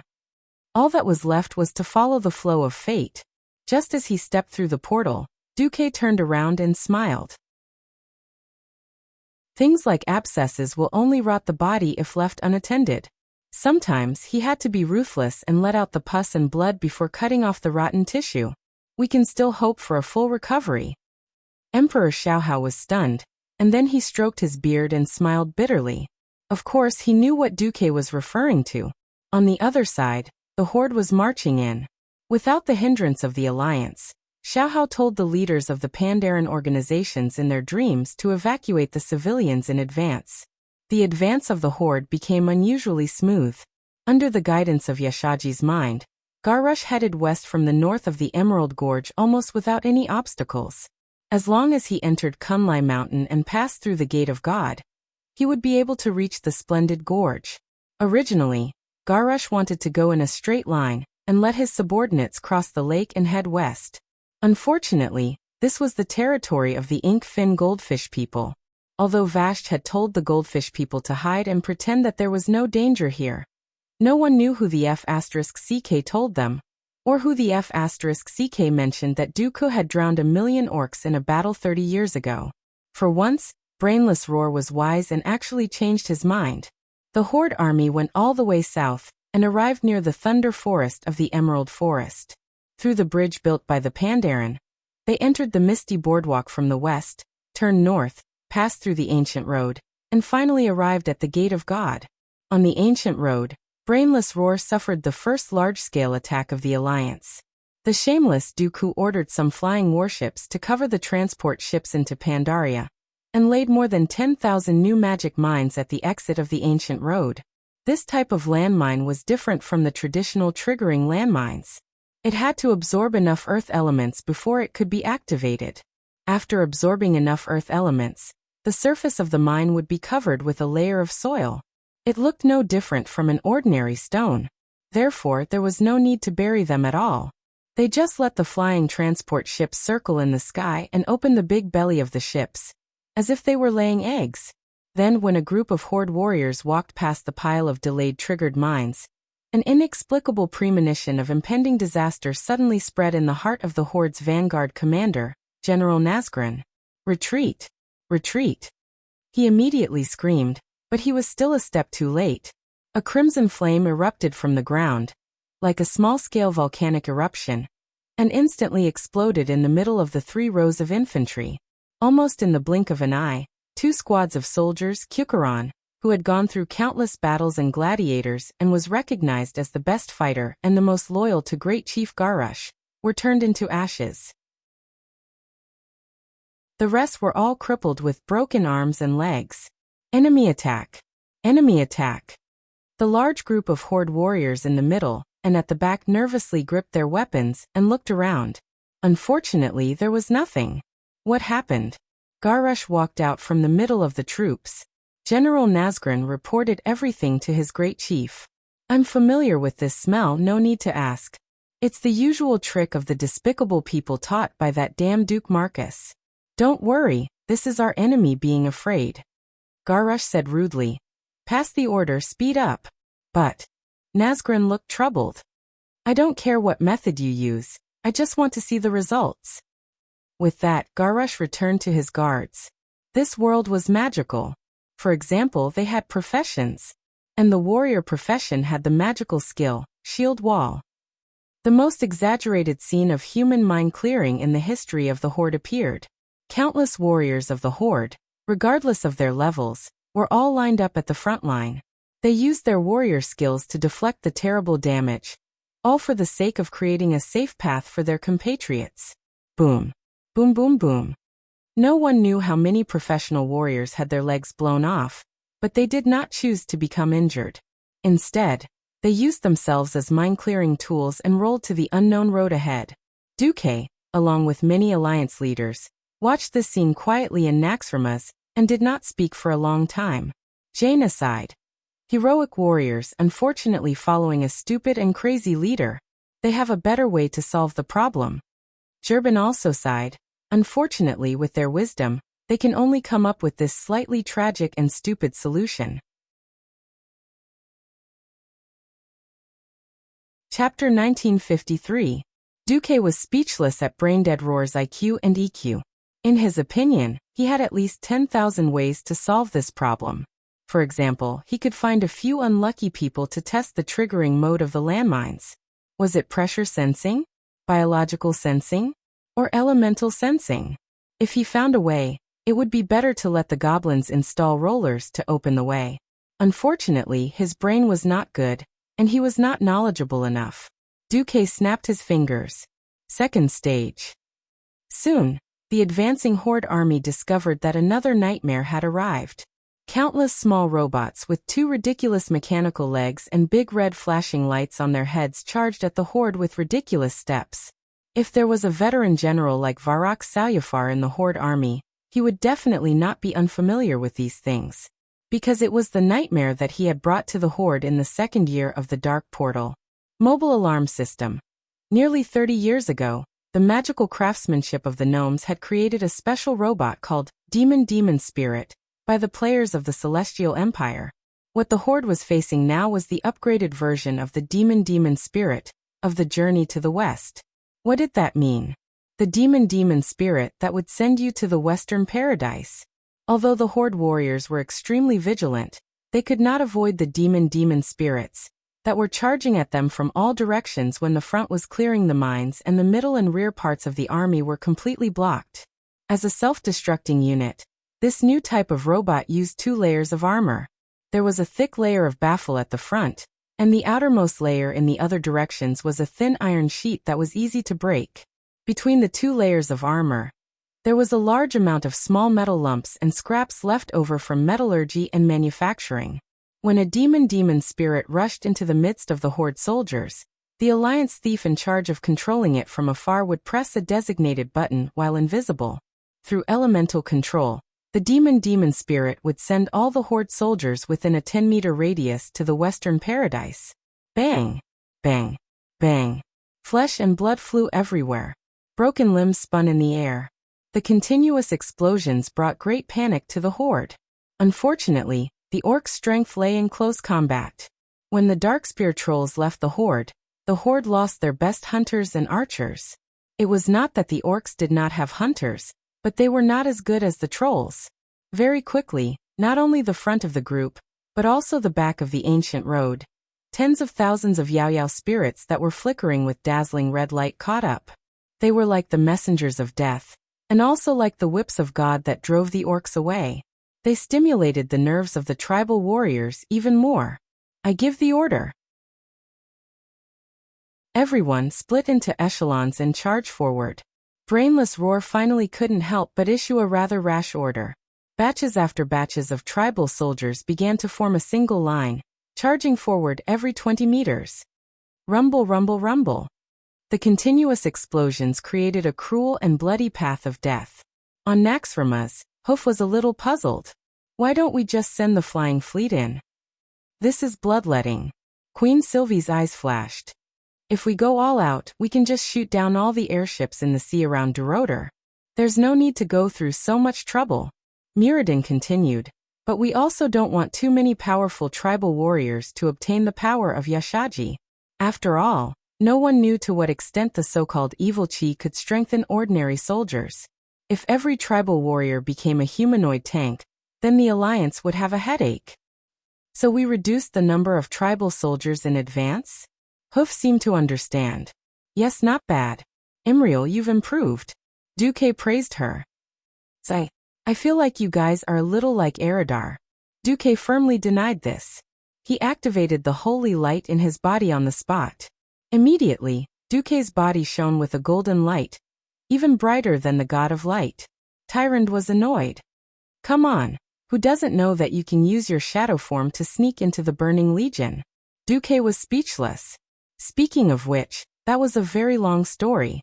He still remembered that he pretended to be the bad guy and kissed Tyrande, and seemed to have forced her to do all kinds of shameful things. Then there was the 10,000 years of shelving play. Ahem, I've gone too far. Duque would not force an awkward conversation or anything like that. Bloodletting and whatnot, it was fine as long as it was appropriate. The Alliance used all kinds of strange methods to harass the tribe, and make the tribe bleed continuously. After all, Duque did not know if the tribal warriors in this life, after being strengthened by the murderous aura, would be able to use their faces to take a bullet and not die. The tribe was prepared to attack the door of the heavenly gods with a domineering attitude, only to find that the door was already open. Yashaji's murderous aura directly ignored the will of the 4 gods from the inside, and burst open the door. The overjoyed Brainless Roar, under the guidance of Yashaji's remnant will, sent troops and goblin diggers to destroy a mountain and a lake in the splendid valley. In the depths of the excavated cave, they found the heart of the ancient god Yashaji, who was imprisoned by the Titan Guardians. Then the area was taken over by the Kukuran army. At the same time, little Anduin, under the escort of the Alliance's elite team, visited the temples of the 4 celestial lords in Pandaria, and learned from them about strength, tenacity, wisdom, and the meaning of hope. He also passed the trials of the celestial lords and received their blessings. In the end, little Anduin used the blessings of the 4 celestial lords to create a legendary cloak for his father. On the other hand, the clueless Xu Tulan finally caught up to Brainless Roar. He brought a large number of Pandaren guards to guard the original palace of the ancient fiendish mountain. However, Zhu Tulan was destined to be unable to stop Gurush Helroar's ambition, because the seventh evil had appeared. The seventh evil was called the Proud Evil, and it was the last sin that the Pandaren Emperor Xiaohao could not escape from. Under its influence, the emperor used a fog to cover the land. For 10,000 years, the Proud Evil had been waiting for an opportunity. When Gurush awakened the heart of Yashaji, the power of pride in his heart allowed the dark energy to merge perfectly with his body. The tribe's war drums had already been beaten, and the deafening battle cries filled the beautiful valley. The huge box that carried the heart of the ancient god, the heart of Yashaji, was transported to the lake in front of the palace of the ancient fiendish mountain under the escort of the Ququran guards. Gurush, whose strength had been greatly increased, felt that he was in a better state than ever. That boundless power, that surging sense of excitement that seemed to be able to blow up a mountain with a single punch, stimulated his nerves all the time. The voice in his heart became louder and louder. There was only one last step left. Gurush raised his brown-red head and ordered, "I can feel the hunger of this heart. Throw it into the lake." Chapter 1954. The lake in front of the ancient Fiend Mountain Palace was not ordinary water. The ancient inhabitants of Pandaria realized the importance of the energy pool. It had the power to give life, so they built an underground water system to protect the water source and nourish the living beings in the splendid valley. If Yashaji's heart was thrown in, although Yashaji would not be able to resurrect with such a small amount of vitality, it would still be a very important step on the road of resurrection. Stop those evil orcs. Among the Pandaren professionals, monks were the most common. Originally, in a large-scale battle, there was no place for the Pandaren to move around in a situation where the minions were facing each other. However, the uneven terrain of the splendid valley, coupled with the fact that the tribe did not pay much attention to the perfection of formations, resulted in a chaotic battle. More tribal warriors rushed over, but the green figures did not drown the black and white figures. In the chaotic battle, the stronger Pandaren still had the upper hand, even when facing the heavily armed orc warriors who had begun to be infected by the murderous aura. When the Pandaren were still under the rule of the ancient fiends, it was the monks who brought some hope to Pandaria's bleak future. Due to being deprived of the right to use weapons by the rulers at that time, the Pandaren focused on practicing using chi to fight with bare hands. When the time was ripe for an uprising, the well-trained Pandaren had enough ability to shatter the shackles of enslavement. Monks were good at fighting with bare hands, and when fighting the enemy, they did not only rely on the power of their weapons. Although they were famous for their powerful punches and kicks, the fierce attacks of the monks were never restricted by their moves. Many monks were more inclined to use seemingly stumbling movements and drunken gazes to turn the enemy's attacks invisible, while their comrades attacked when the enemy was confused. Other monks were good at summoning the divine power of the mist to regulate the energy in their comrades' bodies, promoting blood circulation, removing blood stasis, and treating injuries. It was the Pandaren professionals led by the monks who fought on the front line. The Pandaran's front line barely withstood the ferocious attacks of the orcs who had been infected by the murderous aura. However, when Gurus led the Ququran guards to the front line, the situation suddenly became extremely bad for the Pandaren. In the eyes of many Chinese players, including Duque, the Ququran guards were similar to the German SS back then. They were responsible for protecting the leader's life and were also the elite field army on the tribe's side. They were a powerful force loyal to the great chieftain, no matter who ascended to the position of great chieftain. They were the warriors who defended the glory, the vanguard who eradicated the enemy. They were always the first to charge into the enemy lines, and the last to leave. They were the elites of the elites of the elites that no other troop in the horde could hope to match. In the original history, from the establishment of Agrima, whether it was destroying Illidan's forces in Moon Shadow Valley, going to Northrend to end the threat of the Lich King, or eliminating Varimithas and his rebels under the Undercity, Ququran had made great contributions to the horde in every battle he participated in. As the Ququran guards who were absolutely loyal to the chief, they were the sharpest blades of the tribe. Almost in an instant, at least 300 Pandaren monks who were fighting on the front line were cut down to the ground. Correspondingly, Nearly 200 members of the Kukuran Guards would rest eternally in Splendid Valley. But right after that, even more guards rushed over with deafening roars, taking the place of their comrades. The Pandaren, who had lived in peace for too long and had never seen such a ferocious enemy, were thrown into disarray. They had more skilled and sharper combat skills, but they were forced into a panic by the opponent's method of exchanging injuries and lives for lives. The powerful inner strength of the monks could ignore the thick armor of the Kukuran Guards and directly hit their internal organs. Often, when the Pandaren killed the Kukuran Guards, they would also be dragged into the Yellow Springs by the opponent's dying blow. When Zhu Tulan's most elite group of monks suffered heavy losses, the Pandaren began to crumble. At this moment, a huge pontoon bridge made of goblins suddenly slammed down from the shore and directly connected to the ancient Devil Mountain's palace.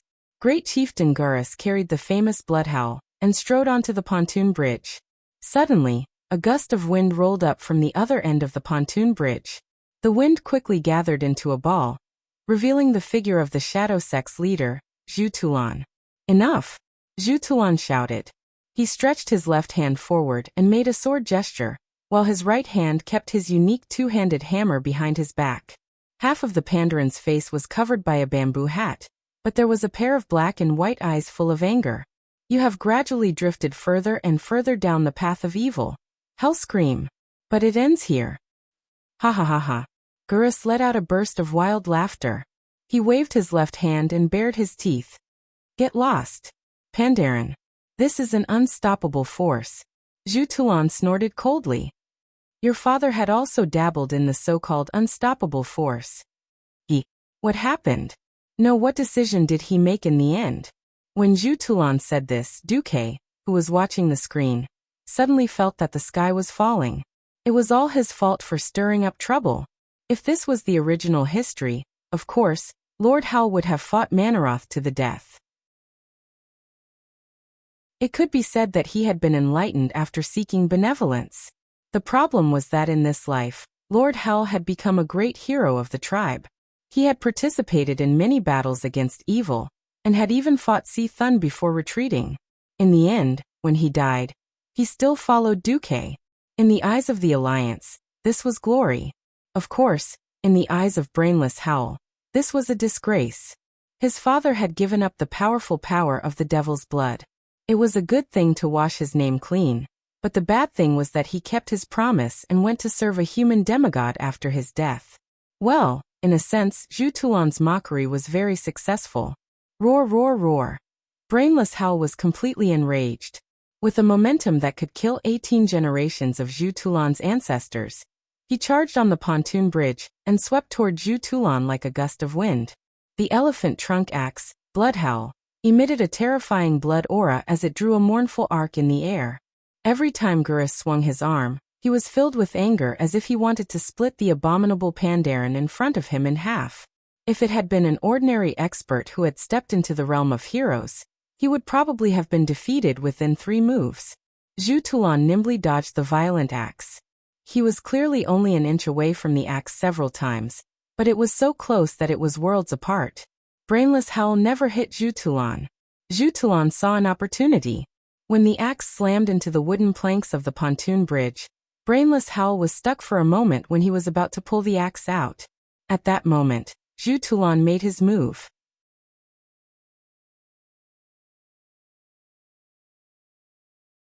Chapter 1955. Zhu Talon took out his two-handed hammer, which looked like a mace and a fork at the same time. The shape of the hammer affected the appearance of the city. It looked like the pincers of a lobster. It was completely black, with one long and one short like a fork.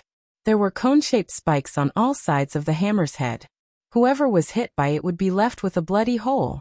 Unfortunately, Garush grabbed the stick at the bottom of the hammer with one hand. Seeing that they were about to fall into a battle of pure strength, Zhu Tulan was certainly not going to fight like a fool. He suddenly retracted his body and let go of the handle of the hammer with his right hand. In the palm of his free right hand, there was a Pandaren version of Rasengan. True Chi explosion. Zhu Talon condensed a true energy vortex and wanted to slap Braindead Roar in the face and teach him how to turn an ugly face into a chrysanthemum. He had underestimated the toughness of brain-dead Roar's body. The tribal chief did not dodge and punched Zhu Talon's true energy vortex. Bang! There was a sound similar to a violent explosion in the air. Confirming the law of action and reaction, Garush was unscathed. Instead, it was Zhu Talon who was almost sent flying. Zhu Talon's broad and thick panda paws scratched the wooden pontoon for a full 20 meters before he finally stopped moving backward. Although he looked good when he slid backward, the gap in strength made Zhu Talon frown deeply. Ha! Braindead Roar shouted and suddenly launched the Hellscream clan's ancestral leap slash. Others might think that as long as they were not stupid, they would not take the attack head-on. Only the members of the Hellscream clan could truly understand the horror of this move. The roar was not to be underestimated. The essence of the warrior's fear-breaking roar was contained in this roar.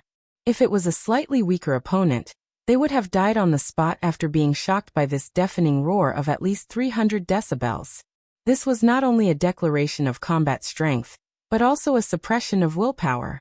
In a sense, this was an extremely powerful spiritual shock that was far above the Shadow Priest's mind blast. It was even comparable to Yogg-Saron's light spiritual erosion. It was under the suppression of his will that Garush leaped high into the air.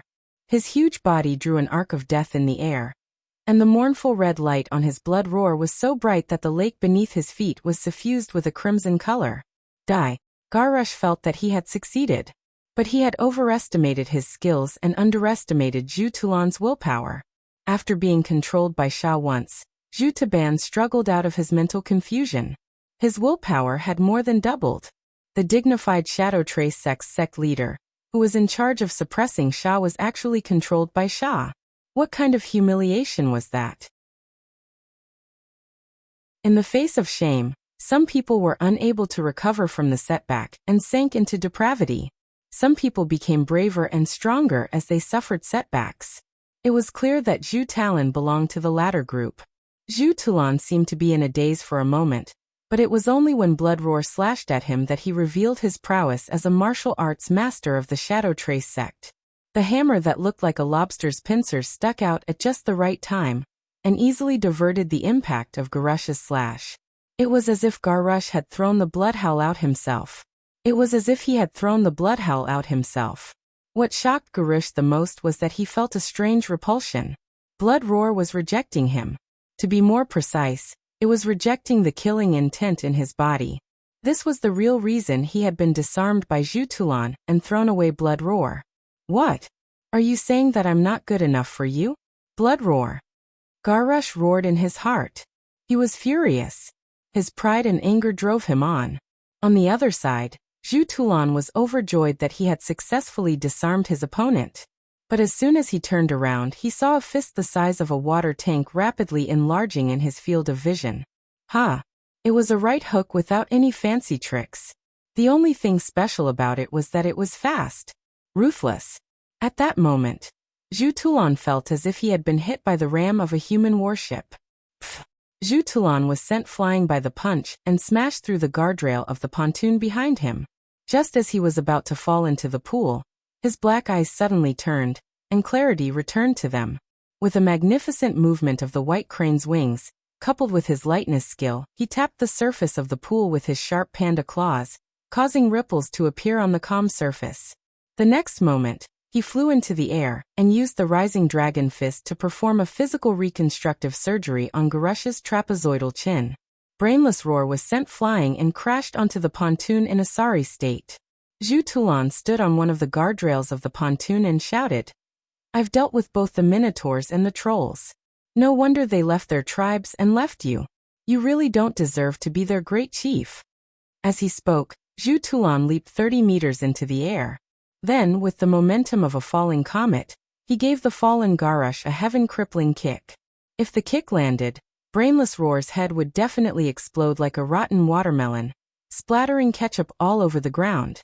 At that moment, Duque, who was munching on melon seeds and naxxramas, was speechless. "If you want to kill me, just do it. What's the point of talking so much?" Sure enough, just like in history, a hilarious scene unfolded. Once again, Zhu Talon had underestimated Garush's ability to resist attacks after being strengthened by the murderous aura. Garrush dodged the kick with a crouch and a forward roll. Zhu Tulan used so much force that he broke the plank of the pontoon and got his foot stuck. Taking advantage of this once-in-a-lifetime opportunity, Garrush leaped to the side of his bloodhowl. With one hand holding the bloodhowl, he tossed out the broken chain of the pontoon bridge with the other. From behind, he used the chain to strangle Zhu Tulan's neck like a cowboy would do with a rope loop. They don't deserve to join my orthodox tribe. With a sudden tug, Zhu Tulan, who had nowhere to run, was pulled over like a kite. Pfft! Garrush missed again. He finally confirmed that Bloodhowl was indeed resisting him. He should have split the abominable Pandaren in half, but the direction of Bloodhowl's axe changed automatically. The blunt side of the axe hit Zhu Tulan's abdomen. Only a small part of the axe blade cut through his belly. The Pandaran's belly saved him. The wound was deep and bleeding, but it was a flesh wound, not a fatal one. Blarg! Zhu Tulan vomited blood on the spot. On the other side, Duque, who was watching the battle, could not bear to watch. Zhu Tulan was actually quite good at fighting, but he had terrible luck. Almost every time he appeared, he would vomit blood. As a result, people called him Grandmaster Vomiting Blood. Even so, he managed to escape the fate of being killed. Chapter 1956. Zhu Tulan spat out blood and cursed. Cough, cough, cough. Everyone will know what my tribe has done. They will find you and kill you. Garrush displayed his arrogance with a ferocious expression. Come. I'm waiting for them. I'll be waiting for those arrogant enemies like Duke Marcus. In my fortress, they will face my own masterpiece of terror. They will witness my endless power and fall at my feet one by one. Anyone who dares to oppose my tribe will be impaled on the spire of Orgrimmar. You Pandaren are trying to bury your hatred and anger, but their power is unstoppable. Now I will unleash this power. Ha ha ha. Amidst his maniacal laughter, Garrush hacked open the lock of the huge box beside him with his axe. When the lid of the box, which was big enough to contain an ogre, popped open, a purple heart the size of a carriage was revealed. A terrifying heart. Yashaji's heart. Even after 25,000 years, even after every blood vessel connected to the heart had been severed, the heart, which contained terrifying evil power, was still beating without stopping. Zhu Tulan raised his head subconsciously and saw that in the grass not far away, colorful insects were fleeing in all directions, subconsciously trying to get away from Yashaji's heart. A pitiful butterfly flew past, but it was only touched by the evil aura coming from the heart before it was annihilated in the black flames. Zhu Talon lowered his head in pain. Then he raised his head again and cursed fiercely. One day, you will be punished for this crime. Ha ha. Ha ha ha ha. It had been a long time since Garrush was this happy. He laughed wildly, mocking his opponent who had lost the ability to fight. After laughing, he had vented his anger. His face became ferocious and cruel again. He opened his bloody mouth to the widest, revealing a mouthful of fangs. Who dares to punish me? Accompanied by his arrogant declaration, he threw Yashaji's heart into a round hole in the pool of life in front of the ancient Fiend Mountain Palace. That was where the essence of the entire pool of life was gathered. Boom! A huge black pillar of evil light, so thick that it would take at least 30 people to wrap their arms around it, soared into the sky. The beam of light emitting a terrifying evil aura could be clearly seen from 100 kilometers away. In Garrush's widened eyes, there was no longer any clarity in his pupils. Black smoke covered his eyes. At this moment, everyone who was still fighting in Splendid Valley felt that the laws of Splendid Valley were deviating. Life, nature, kindness, all good things seemed to be leaving him in fear. The evil power of the ancient god Yashaji, which only existed in legends, was descending. Its irresistible power not only tainted the entire Splendid Valley's water of life, it even used it as nourishment to corrode the entire valley. The greenery in Splendid Valley disappeared after being covered by Yashaji's black energy, turning into a lifeless black color. Streams of black water shot up into the sky. The terror of the ancient gods had used this method to announce that they had taken control of everything here. Ha ha ha. As proof of my power, you will be my first sacrifice. Garrush raised his blood roar high in the air. Just as Garrush was about to finish off the attack with his axe, a slender, agile, and deadly figure suddenly appeared behind him. Backstab. A pair of top-notch epic-grade daggers stabbed straight into his back. Brainless Roar, who had been strengthened by the evil aura. Not only had his body been greatly strengthened, but so had his reactions. He twisted his body violently like a whirlwind, forcibly nullifying the judgment of Backstab. In the end, he was only stabbed by 2 normal attacks. Before the Brainless Roar could finish sensing death, another lithe figure had appeared behind Zhu Tulan. Bang! It was a smoke grenade. The other party did not attack. Instead, they used the smoke grenade as cover. When Brainless Roar used his hand to clear the smoke, he discovered that a man and a woman with similar equipment had already activated Sprint and were carrying Zhu Tulan away. Humph! Garush did not chase after them. His body was filled with arrogance. Perhaps at this moment, in his heart, a scumbag like Zhu Tulan was no longer worth chasing after. Just like that, he allowed Van Cleef and his daughter to rescue Zhu Tulan. What happened next was to follow the original development of history. When the Mantis Men staged the scene of 49 years of defecting to Old Jiang, the entire Alliance Throne Conference burst into laughter. In Dumok's eyes, this was no different from a man who wanted to be a eunuch, but castrated himself only to find out that the last emperor of the Celestial Empire was dead. Alright, it's time to end this farce. With Duque's order, the Alliance army finally entered Pandaria's airspace. Life on the Pandaria continent was extremely primitive. They worked at sunrise and rested at sunset. Apart from the Panda Men who were resisting the Mantis Men at the Great Wall, many Panda Men lived a rather peaceful life before the arrival of the Horde. After all, other than the Mantis Men and the Demonkin Ancients, the Panda Men had no mortal enemies on this continent. But on this day, every Panda Man looked at the sky with a slightly blank expression. Buzz, buzz, buzz. It seemed that an endless number of airships filled the entire sky. Those that were over 100 meters long and relatively slender were destroyers. Those that were close to 200 meters long and slightly larger were cruisers. The largest ones, at least 250 meters long, were battleships. These battleships all had huge propellers on both sides, but these propellers only maintained a minimum rotation. It was not them that provided the huge levitating force, but the magic net. In addition to the dense hedgehog-like anti-aircraft artillery clusters installed under the airships, there were also a large number of magic patterns. It was these magic circuits that flickered with mysterious light that were connected to the magic net, and provided the power for them to float in the air. Thousands of ships, coupled with small aircraft, as well as a large number of griffins, hippogriffs, and other birds, looked like they could cover the sky. If it weren't for Emperor Xiaohao appearing in almost all the Panda Men's dreams, and saying that the Panda Men had joined the alliance, this scene might have caused the greatest panic. In the traditional territory of the Panda Men, the alliance fleet was still very quiet. The ships merely sailed past at high speed, and headed straight for the Horde army in the splendid valley.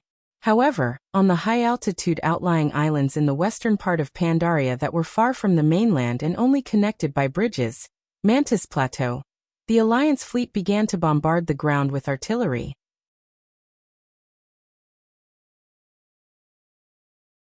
Chapter 1957. Bang! Amidst the shrill and violent explosion, a Mantis Man was directly blasted into the sky. His entire body was green, and he had strong limbs. As he was blasted away, his entire body disintegrated into countless pieces of different sizes under the terrifying power of the TNT gunpowder. Wow! Hearing the observer's report, the Alliance gunner who opened fire let out a strange cry of joy. No Alliance member cared about the Mantis Man's life or death. Many even thought that these monsters deserved to die. In a secret room in Naxxramas, Onyxia was lying on her exclusive bed of gold coins. No one could understand her or Mini Dragon's passion and love for gold coins. By the way, why did the Alliance do so much this time? Couldn't they just destroy the Horde? The Black Dragon Princess asked directly.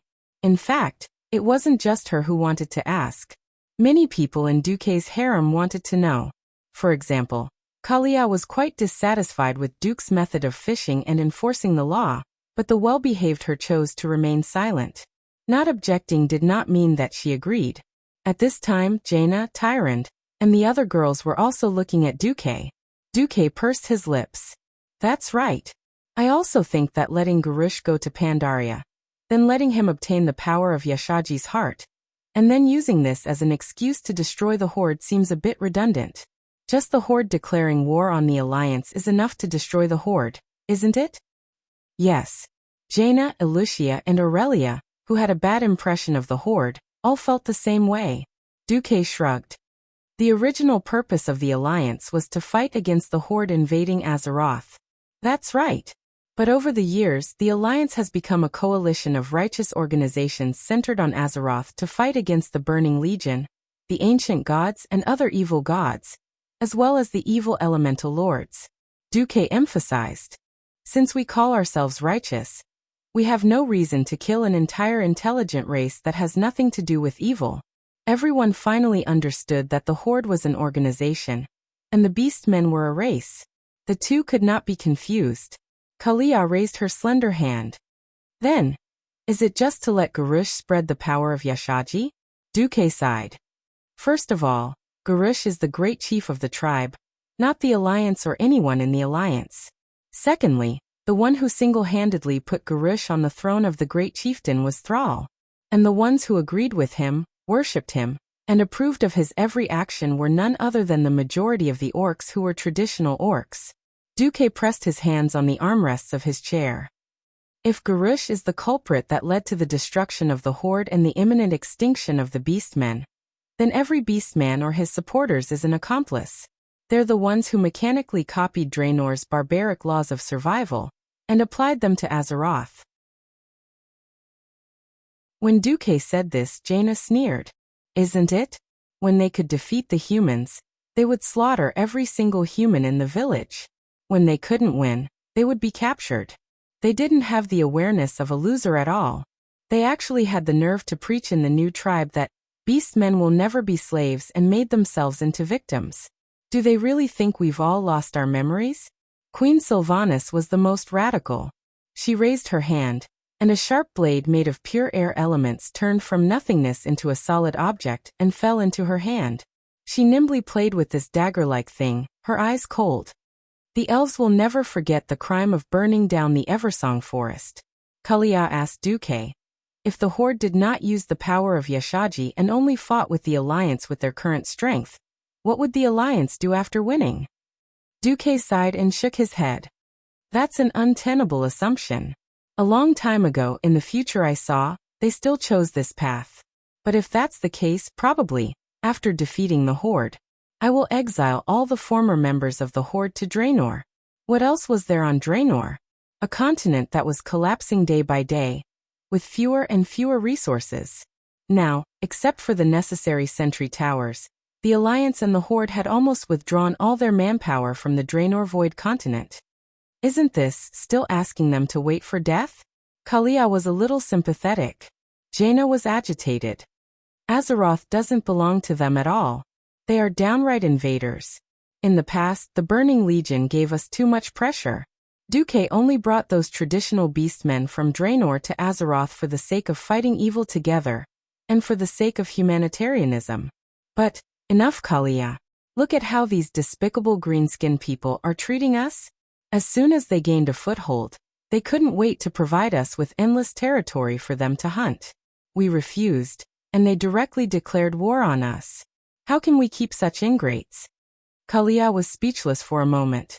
This was a clash of ideals. As the native inhabitants of Azeroth, humans certainly had no obligation to welcome outsiders to share the resources and land of this world. Duque waved his hand and stopped the argument. He continued in one breath. This assumption of yours is meaningless in itself. Regardless of whether it was for the sake of racial reproduction, or to make the tribe stronger. The tribe members led by Garush threw themselves into the arms of the ancient gods whose goal was to destroy the world. This is the reality. The tribe crossed the line. If it was a competition between different races for survival resources, then we could still negotiate. We could even give up our technology to increase the capacity of the land for the population. I have the creativity and the idea, and I can do it.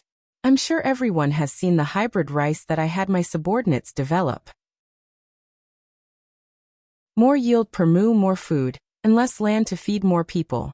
But the barbaric and violent Garush, with his weak intelligence and reckless personality, directly chose the most terrifying path.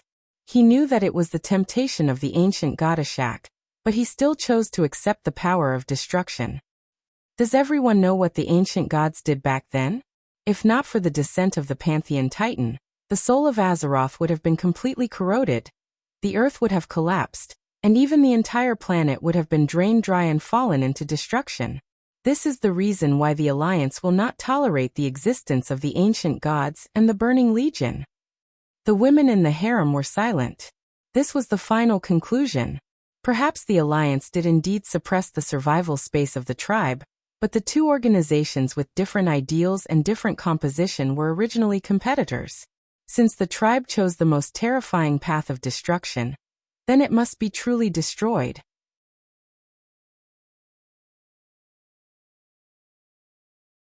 Chapter 1958. On the other side, Sal became more and more uneasy. As a Messiah shaman who had saved the world during the Great Cataclysm, the Alliance recognized his merits and gave Sal full freedom in the Alliance territory despite the war with the Horde. Except for the Alliance's military base, the residences of various countries' politicians, and the core official places, Sal was allowed to come and go freely. However, Sal would be surrounded by a special team of paladins as guards to prevent the people who did not know the truth from overreacting to Sal because of the war. Since the last visit to Woking, hoping to form a Horde rebel army was rejected, Sal found the Tauren who was living on Sardo Island. The Tauren Patriarch, Ben, received Sal but ruthlessly rejected Sal's proposal. Even if Sal mentioned that it was likely that someone else had poisoned him, Ben roared at Sal in agitation. That's right, Garush may not be despicable, but he is indeed an out-and-out villain and an idiot. For the sake of you, Sal, I can even forgive him for killing my father.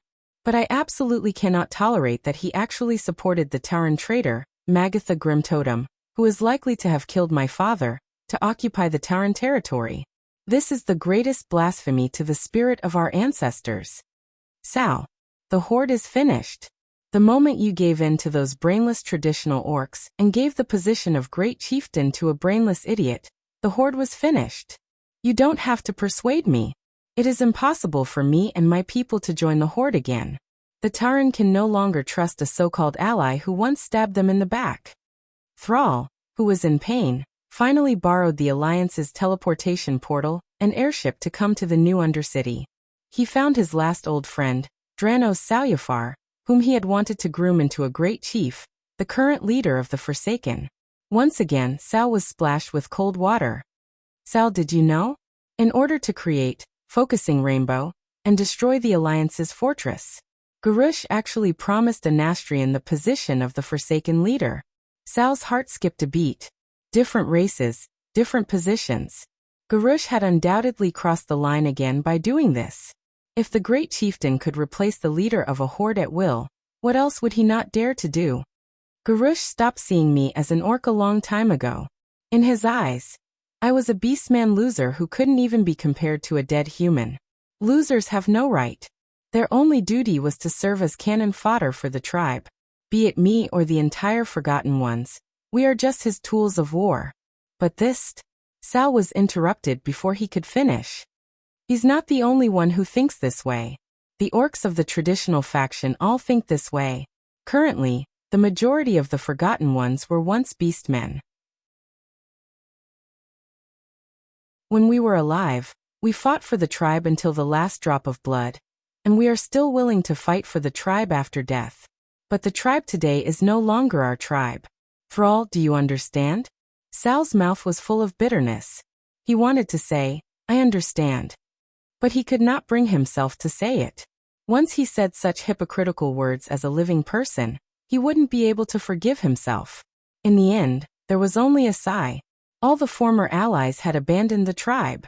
Was this really the fault of Garush alone? Sal felt helpless and desperate. He lacked information, especially first-hand information. After he was no longer the great chief, it was even more difficult for him to get information about the Alliance. He had to hire neutral mercenaries in Gadgetzan. The Alliance had kept this war strictly confidential. Most people and soldiers only knew that there was a war with the tribe, but they didn't know what the war was like. After the Alliance announced that they had found traces of the ancient evil god Yashaji on the misty Pandaria, they stopped advancing on the territory of the Kalimdor tribe and maintained the line of battle. Large numbers of ships were seen setting off from the various military ports of the Alliance and flying south of the Endless Sea. Cao could not figure out the military structure of the Alliance. He only knew that at least half of the Alliance's airships and sea fleets had not moved. It was impossible for such a large fleet to stay in the port without knowing. If they attacked, outsiders might not know where the fleet had gone in the vast sea. The fleet hiding in the port couldn't be deceived. The fleet was on standby. Tens of thousands of Air Force soldiers took advantage of the rotation and ran out to the taverns of the military port to brag. There were too many signs to infer the military strength of the Alliance. Cao came to a sad conclusion. The Alliance used less than half of their military strength to fight on two fronts. While dealing with the tribe, they could also take care of Yashaji. The pained Cao completely gave up on treatment. He went to the state guest house in Storm City and asked for the corresponding treatment. He was waiting for the moment when the Alliance destroyed Garush's so-called Orthodox tribe. In Pandaria, the Alliance's purge of the tribe continued. Brainless roar through Yashaji's heart in Splendid Valley, which directly caused Splendid Valley to be blown up. When the Great Chief needed someone to volunteer to receive the infusion of Yashaji's power, Markorak stood up without hesitation. If Garush was given enough time, he could definitely turn the entire tribal army into a terrifying humanoid monster with terrifying attack power like Markorak. Unfortunately, since the start of the ancient road, Duque had been consciously reducing the tribe's military strength to guard against this move. Almost as soon as Garush threw Yashaji's heart into the pool, the Alliance's air force arrived at the south and north of Splendid Valley. They were just waiting outside the mountain peaks for orders. Brainless Roar had just injected less than 100 people with Yashaji's power when the Alliance's cannons arrived. Boom. Boom. Don't be fooled by the fact that the Alliance only used heavy artillery to open up a path. For the current tribe, it was just one move, and they could eat all over the world. Other than Markorak, who had just successfully transformed, the tribe really didn't have any good way to deal with the Alliance's air force. Markorak's new move made Brainless Roar's eyes light up. Yashaji's aura Markorak connected with Yashaji's power and shot out a light cannon. It crossed a distance of 500 meters and hit a scout ship that was too close to the ground. The captain of the Alliance destroyer didn't expect the tribe to do this. He wanted to rely on his ship's speed and agility to seek death. Through close observation, he would be able to accurately guide the cannons from behind. In the end, the boss-level Markorak hit it and used Yashaji's shadow energy cannon to blow it up. Unfortunately, Markorak's bravery alone couldn't change the tribe's disadvantage.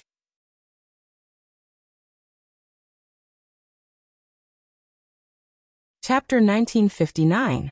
Not every warrior of the tribe could have the title boss behind their names. After all, not everyone had the talent or circumstances to do so. Most horde warriors would go from muscleheads to demonized muscleheads after drinking the shadow energy pumped out of Yashaji's heart. Purple crystal horns grew from all parts of his body. Although orcs didn't look like humans, their history was always strikingly similar.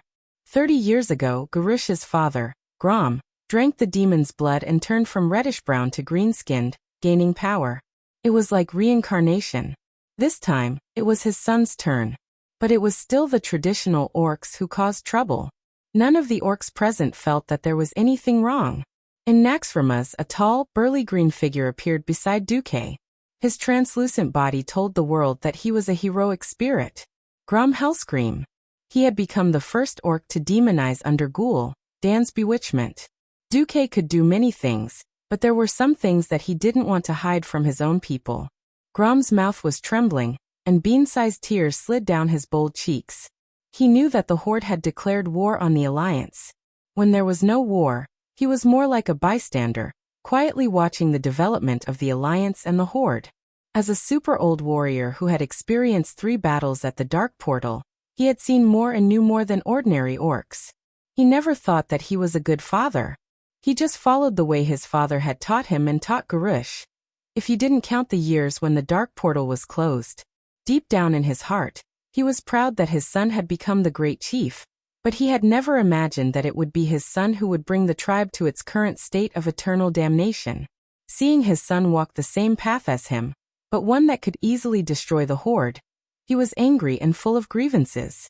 But this anger couldn't be vented, because he was no longer a member of the horde. He couldn't even be considered an orc. After his chest heaved up and down dozens of times, Grum finally turned and left. I have no objections. Dooku sighed, but still put down his hand heavily. That was the signal for war. Open fire. Yes, all cannons fire. The orders from the Alliance Command Center were passed down layer by layer. The once beautiful and tranquil splendid valley was immediately devastated for the second time. Bang, bang, bang. The fierce cannons used shotguns similar to the Type 3 round. Relatively speaking, the destruction caused by such cannons wasn't too great, and could be easily dealt with in the future. At this time, the Pandaren army had already retreated, and the tribal soldiers who were still exposed on the ground were instantly annihilated. The horde soldiers who had not been strengthened by the power of the ancient gods were so fragile in front of the modern cannons. The Alliance's current armor-piercing technology was enough to pierce through the scales and thick skin of an adult twilight dragon. Tribesmen soldiers were nothing to them. They didn't give Gurus any chance to strengthen his army. The Alliance used half an hour of shotguns to clear out all the tribes on the surface. This part of the tribe did not represent the entire tribe. The horde had gained some experience from the Alliance's bombardment. When the ear-piercing sound of the cannons rang out, the tribal warriors had already automatically found cover. The orcs hadn't learned to hide in the craters, but they at least learned to lie down when they were hit. Other than the top-grade armor of professionals, there was no metal armor that could help ordinary orc warriors withstand a direct hit from a cannon of more than 100 millimeters. Moreover, the west side of the Pool of Life in Splendid Valley was the excavation site for the Yasha's heart. Before coming here, they had stayed in the underground excavation site, so they were familiar with it. Almost as soon as the cannons rang out, all the soldiers near the excavation site hid there. This time, Gurus saved at least 80% of his soldiers. Bastard! Damn it! Brainless Roar angrily destroyed everything he could see. After venting his anger, his divine logic came to a conclusion. There are still too few good soldiers. I need more strong people like Markarok. I want the light of death to fill the sky of Orgrimmar, and turn the Alliance's flying battleships into fireballs in the sky. So he seized the opportunity to let every tribal soldier in Splendid Valley drink the black water that contained the power of the Yasha's heart. On the other side, he waited for night to fall. According to the agreement, his flying fleet would come to their aid under the cover of the night. But the Alliance didn't have any airborne troops, so he couldn't find a place to vent his anger. Tonight was a good night for sneaking. The sky was dark, and the moon couldn't be seen at all. The horde army fled in the dark. To avoid being discovered by the Alliance, they didn't even dare to light torches. The Alliance saw how they were burying their heads in the sand. When the Mage's Eye, which was based on the principle of elemental sensing, sent the image of the horde army's sneaky behavior back to Naxxrama's command center, and the radar clearly showed the movement of the horde's flying ships, the Alliance command center, which had always been serious, burst into loud laughter. Enough! You little bastards, if anyone dares to laugh again, I'll give him a fisherman's knife and tell him to get down and charge at Gurus. Bulang Bronzebeard quickly shocked the group of restless operators. In the secret room, Duque sat calmly on the fishing platform and looked at the magic mirror. He crossed his legs and swayed. While munching on melon seeds, he taught William, "See that? If I hadn't released these flying ships, Brainless Roar wouldn't have had the chance to bring back Yashaji's heart. If I hadn't released these flying ships to take away Gurus's men, our soldiers would have had to follow behind the Pandaren and chase those mutated orc warriors all over the mountains and plains." William nodded. Even though he had been in the army for many years and had led an army to participate in many major battles, such as fighting the Lich King, William was still convinced by Duque's strategy of taking advantage of the situation, gathering all the factors for victory before the battle, and crushing the enemy directly after the battle started. This was no longer a simple art of command. This was the standard concept of a strategist.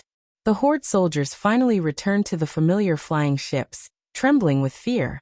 Every soldier felt as if they had escaped death, and their hearts that were hanging in their chests could finally be at ease. Next, it was up to the airship team. They had a kind of almost blind trust in their own airships because they had succeeded once. Maybe they could succeed again, right?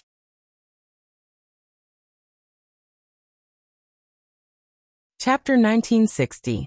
None of the beastmen knew that they were only able to escape from Orgrimmar the first time because the Alliance let them off. If the Alliance wanted to, they could turn every Horde soldier into a flaming trapeze and fall from 10,000 feet in the air without parachutes. Report, the sniper fleet is requesting instructions. How should we determine which warships are the targets? Someone asked. There will be elemental markers in an hour. Understood. Duke dismissed his men and turned to look at the other magic mirror. On the other side, the Eridar twins were smiling obsequiously at their master. Duke ignored them. Are you ready? Yes, we are fully prepared. We won't fail. The Gemini answered confidently. There was no such thing as failure. The core of the Horde's pharaoh was the Warlock. Warlocks want to enslave fiends, but every fiend that Warlocks enslave is dealt with by the high-rank Void Lord Eridar Gemini. Even if the Warlock was not a traitor, every demon around him was a traitor. This kind of insider was ruthless. Speaking of which, the Warlock becoming the leader of the Horde's pharaoh was actually a sad story. Because Duque created the magic net and monopolized the 4 major elemental realms, the Horde's mages were defeated on the spot. Without being able to connect to the magic net, the Horde was already at a disadvantage among mages of the same rank. Furthermore, Duque had brutally cut off almost all the elemental passages to Orgrimmar. This was very difficult. The shaman also suffered together with his fellow sufferers. Since ancient times, the shamans relied on communicating with elemental creatures to survive. Every totem was actually a god-summoning talisman, to invite elemental creatures to help them. Duque's tyrannical monopolization resulted in only a small number of wandering elemental creatures remaining. Elemental creatures were proud, and most of them did not care about mortals. Of the 10,000 elemental creatures that the shamans interacted with, perhaps 9,000 belonged to Duque. Of the remaining 1,900 would not care about mortals. That pitiful 1% had to be divided by a group of shamans. If this situation did not change, the Horde shamans would go extinct sooner or later. If the elemental path couldn't be walked, then they could only rely on crooked ways to make a living, and warlocks were in high demand. Who would have thought that Duque would be able to eat from both sides of the law in the underworld? Eating from the top and cheating from the bottom. Every warlock demon was a traitor. As a result, when the appointed time came, there were demons under the warlock's command drawing marks with shadow elements on every airship. In the elemental cannon team's mirror, the Alliance's scouting ship easily confirmed the target. The Alliance's fleet sneakily waited for the Horde's flying fleet to leave Pandaria and reach the Endless Sea before launching their attack. It was a night attack without any suspense. This time, it seemed to be all bark and no bite. The Alliance fleet was firing crazily from 5,000 meters away. Apart from a few cannon salutes, most of the cannons were silently aimed at the airships filled with ordinary tribal soldiers. Bang! Bang! Rumble! The violent explosion shook the entire fleet. When Brainless Roar angrily ordered the ironclads to charge at the Alliance's fleet like last time and destroy it. This time, it was a true miss. Trash. All trash. Brainless Roar's arrogance dominated him, and he couldn't accept such a defeat. After dawn, what he couldn't accept was the loss of the fleet. Many captains reacted. The Alliance's cannons had accurately hit the hull of the ships in the dark, and most of them had directly hit the location of the ammunition depot. Most of the ships that were hit directly turned into fireballs in the air, and not a single survivor was left. It wasn't that there weren't amazing professions that relied on shield wall and other skills to survive, but below them was the vast sea, and in the sea was Vash's marine army. No matter what kind of super warrior you are, drag you to the bottom of the sea and do whatever you want. Bastard. There must be a traitor in the great Orthodox Horde. They despicably told the fleet's location, allowing the shameless alliance to lay an accurate ambush circle. This time, Brainless Roar's brain unexpectedly worked, and he discovered the truth of the matter. One of them. But so what if the traitors were exposed? Those demons couldn't wait for the warlocks who enslaved them to die. Even if they died with the warlocks, without special soul-restraining methods, those demons could perfectly roll back to the twisting nether and resurrect. It was better than being a doormat here. Brainless Roar began to be paranoid. As they approached the Kalimdor continent, 100 kilometers southeast of Duroder, the Horde's aerial fleet was ambushed again. This time, the Alliance finally shot down most of the Horde's airships, and in the end, only less than 15,000 Horde warriors could safely return to Agrima. Jaina asked Duque how this degree came about. Well, I can't let Brainless Roar be too strong, but I can't let him be too weak. If he returns to Agrima alive, all the beastmen will think of him as a deserter. To maintain his rule, he can't get rid of his most loyal Kukuran guards. Oh, it would be too fake if he only had the guards left, so I was merciful and left him about 10 ships of ordinary soldiers, 10 ships of mantismen, and 10 ships of ancient demons. In the end, Duque added, they were shot with shotguns. Jaina rolled her eyes. So he's a piece of trash with broken arms and legs. In the last years of his rule over Agrima, Brainless Roar carried out his reign of terror to the extreme. If any beastman dared to say anything bad about him, a thief would immediately inform them. And in less than 3 minutes, the Kukuran guards would arrive. The lightest punishment would be a beating, and the heaviest punishment would be death. In this life, under the stimulation of Duque and the guidance of Yashaji's power, Brainless Roar became even more violent. For victory, every horde must obtain the power of Yashaji. The great Orthodox horde, under the protection of the ancient god Yashaji, will become the ruler of this planet. In the King's Valley, Gurus, who had pulled out Yashaji's heart for public display, made such a declaration to all the horde's people. No. Damn it.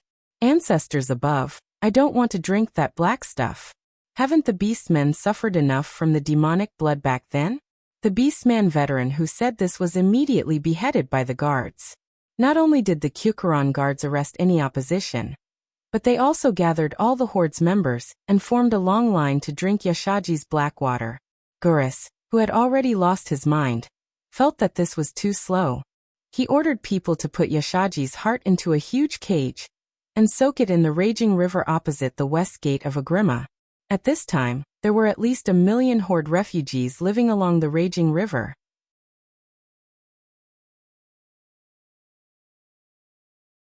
Chapter 1961. Thrall couldn't sit still. He couldn't receive news from the Alliance. As the former chief, he hadn't abdicated for long, so he still had a lot of information channels. The Alliance didn't prohibit these channels. When an orc warlock who followed him to Stormwind City told Thrall about it, Thrall was completely shocked. Pah! The human book he was reading fell to the ground. Thrall stood up absent-mindedly and read the note the warlock handed him over and over again in disbelief. Isn't this history going backwards? Why are there still orcs who believe that kind of nonsense after more than 30 years? 35 years ago, Nazul bewitched the orcs, saying that the Draenei wanted to destroy the orcs. Then 3 years before the Dark Portal, Gul'dan jumped out and bewitched the orcs to drink the demon's blood, which led to the Great War with the Draenei. The war ended with the orcs' victory, which also stimulated the orcs' ambition. Thus there were the First and Second Dark Portal Wars. Failure was always easy to forget. It wasn't known whether the new generation of orcs didn't have the painful memories of the old generation of orcs.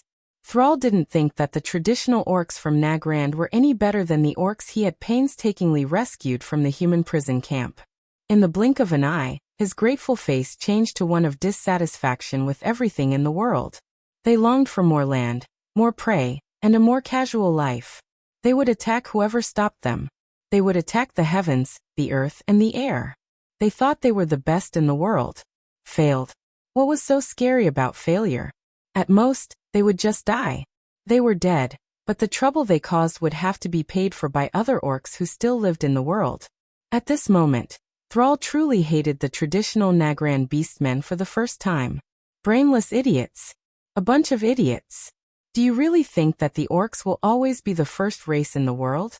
Do you think this is our world ruled by the orcs? Do you really think that the Alliance doesn't dare to kill? Do you really think that the group of powerful guardians will pretend that they didn't see anything? This is like sticking your head into the guillotine. Thrall angrily smashed everything around him. He didn't know when, but there were already tears in the corners of his eyes. Oh, ah. It was not the cry of an injured beast, but the sorrowful cry of someone who had lost a loved one.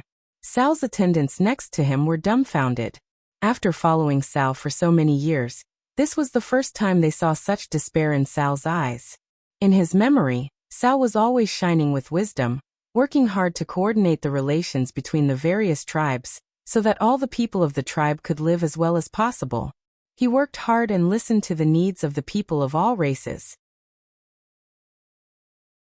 He fought bravely at the front in battle, and he did not hesitate to go deep into the slums where the poorest people lived when he carried out civil affairs. It could be said that he was the model of a great chief. Many people were touched by his deeds.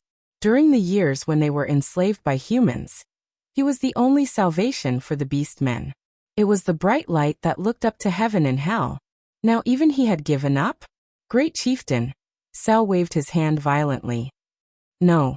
I admit defeat, but I haven't given up yet.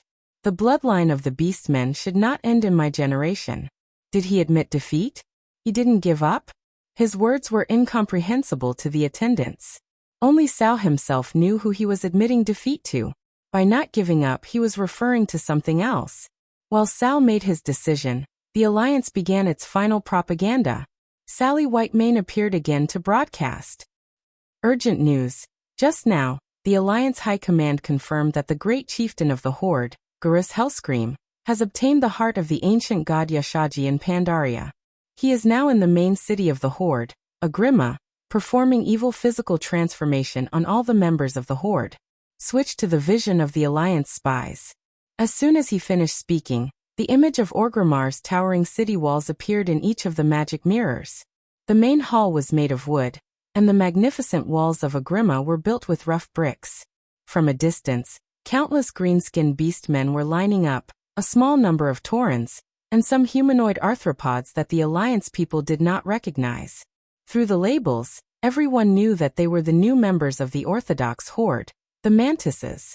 Everyone, after drinking a bowl of disgusting black, sesame-like liquid that ordinary people would never drink, changed on the spot. Their bodies swelled up like they were inflated, and sharp teeth or bone horns began to emerge from every corner of their bodies, looking extremely hideous and terrifying. Sally continued to speak in an increasingly passionate tone. The Horde, as we all know, the Horde is dominated by beastmen.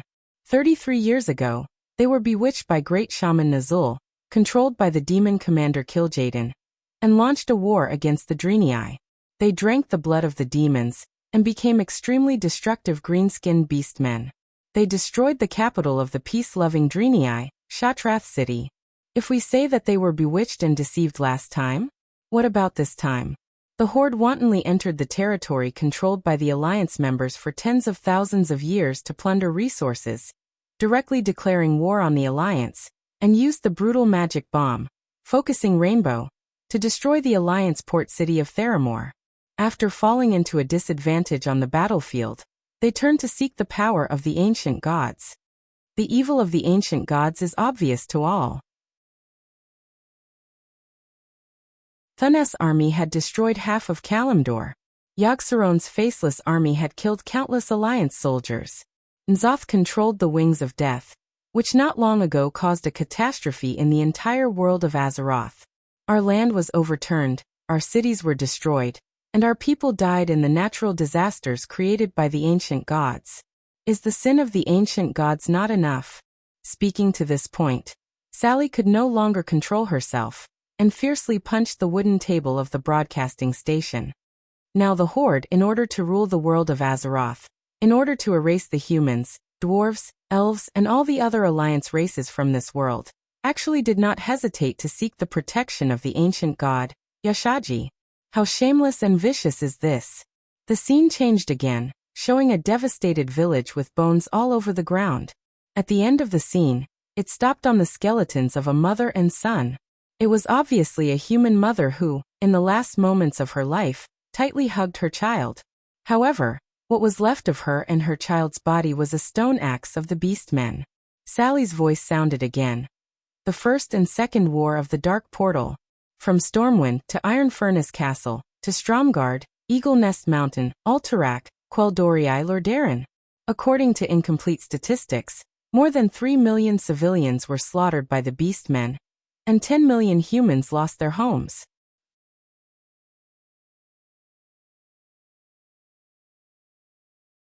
Chapter 1962. The broadcast continued. After the war, the Alliance showed the greatest mercy and did not slaughter all the captives. On the contrary, in the face of a new round of attacks from the Dark Forces Scourge Army, the then Commander-in-Chief of the Alliance, Duke Marcus, made the decision to allow the remaining orcs to cross the Kalimdor continent. Even when the Draenor world collapsed, the Alliance sent a large number of ships and provided food to receive more than 2 million orcs from the destroyed Draenor world to Azeroth.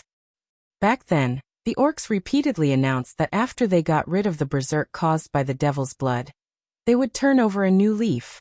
They would focus on fighting against evil and fight for the future of Azeroth.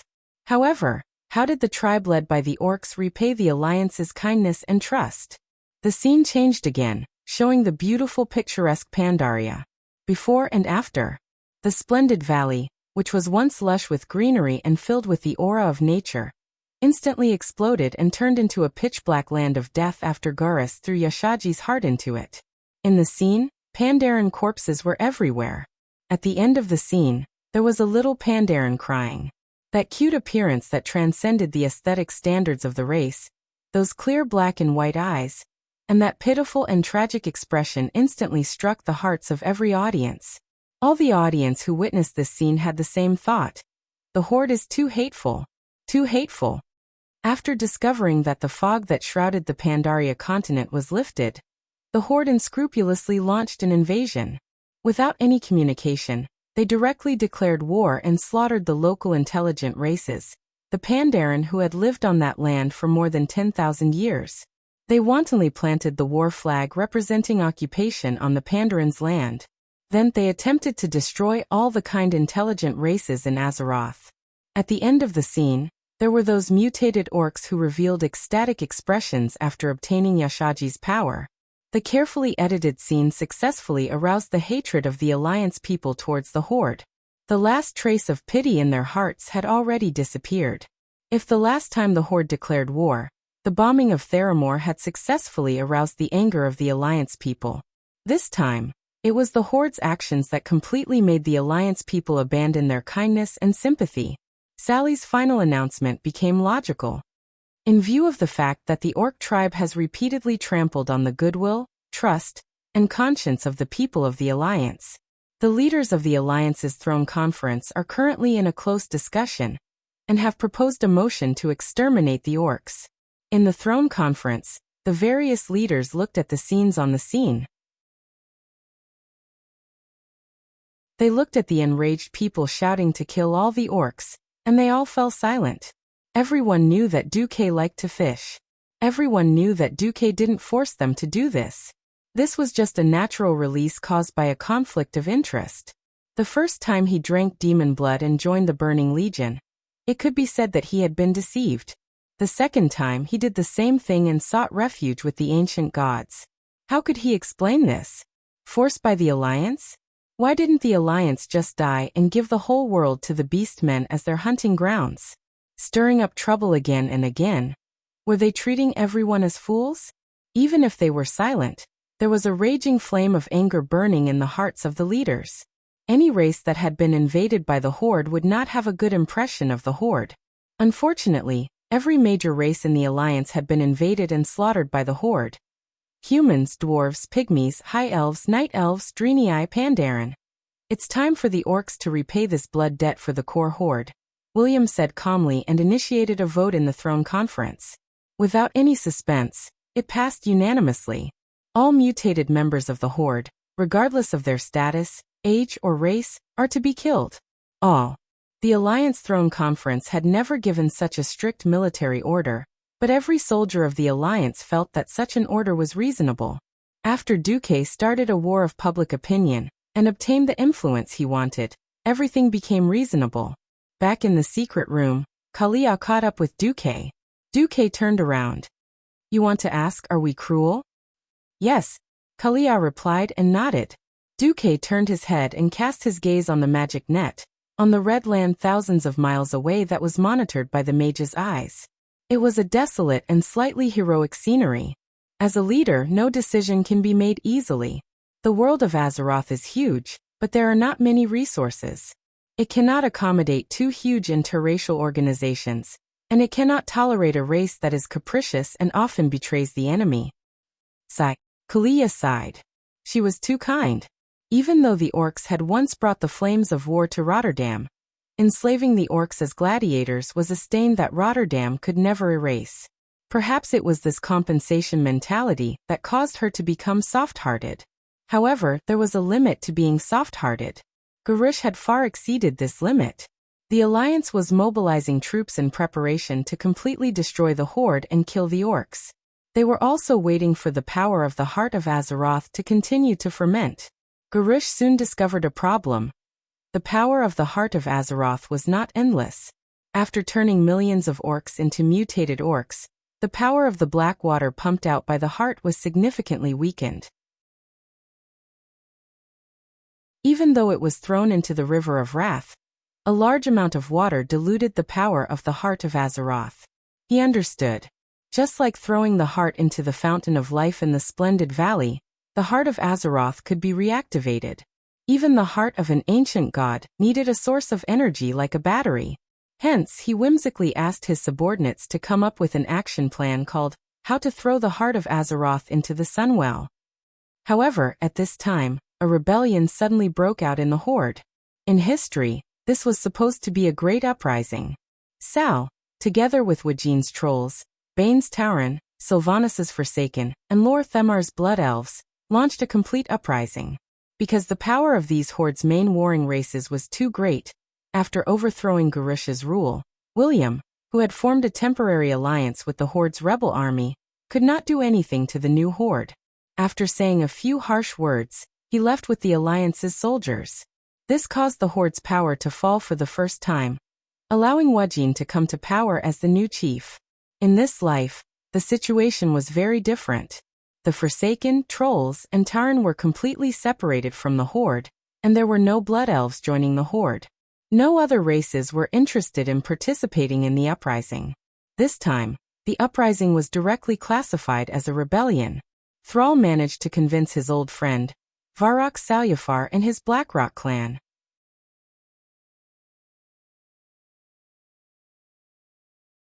Chapter 1963. The Blackrock clan was the most affected by the Beastmen being led astray. Among the three major clans of the tribe, the core clan that pushed for the interstellar expedition was also the Blackrock clan. It was also because most of the people of the Blackrock clan came out of the prison camps. Not only were the Blackrock warriors captured, but there were also many Blackrock beastmen who were born or grew up in the prison camps. Therefore, they were extremely disgusted with drinking things that belonged to demons or evil gods. Unfortunately, the flag they raised was regarded as a flag of rebellion.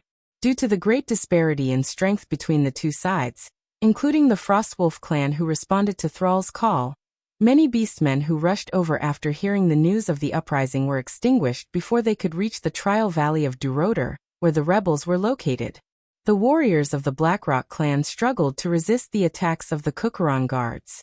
However, just like how the demigod Cenarius couldn't withstand Grumhelscream's frenzied attacks, and couldn't even use his divine power, the warriors of the Blackrock clan couldn't withstand the baleful aura of the Crown Guards who had been strengthened by the power of Ashoka. Magatha Grim Totem brought an entire group of Tauren shamans and more than 500 warlocks to fight against Thrall. After a night of fighting, Garush announced that his guards had successfully defeated a rebellion and captured the rebel leaders, the former chieftain Thrall and warlord Varrock Salyafar. The warriors of the Frostwolf clan who received the news sped towards Agrima. Unfortunately, Garrus was already guarding against the Frostwolf clan. He directly sent an army of 100,000 led by the Warsong clan in an attempt to wipe out the Frostwolf clan. Seeing that the situation wasn't right, the Frostwolf clan broke through the encirclement and hid in the abandoned Razor Swamp. Originally, Garush had planned to hold a grand execution, using the execution of Sar and Varrock as a declaration of his great power. The Alliance unknowingly launched an all-out attack. Woo-woo! A shrill air raid alarm sounded in Agrima. 15 years after the Dark Portal, Thrall of West Kalimdor didn't expect that the Alliance's technology would develop to such a terrifying level in just a dozen years. Agrima's location was quite good. To the west was the turbulent River of Wrath, and upstream was a dangerous canyon, so there was no need to worry about the water source being cut off. It was a full 100 kilometers to the east before they reached the coast. They didn't have to worry about the Alliance landing on land and going straight in, or being bombarded by the Alliance's ships. To the north were towering mountains that even birds could not cross. On the contrary, the beastmen were experts in mountain warfare. The beastmen's superiority over the humans in mountain warfare had been proven through the 2 battles at the Dark Portal. In the tribe's imagination, the real enemy would only come from the south. That was why the main gate of Orgrimmar, which faced the southern plains, was the most majestic and sturdy. Whether it was Sal or Brainless Roar, no one knew the original history. Under normal circumstances, Azhara would have been taken over by the Goblins' Rustwater Consortium. The Horde would open up a narrow and dangerous path from Orgrimmar to Azhara, merging the 2 areas together, and making it even more difficult to attack. No matter which direction they attacked from, they would receive support from other places.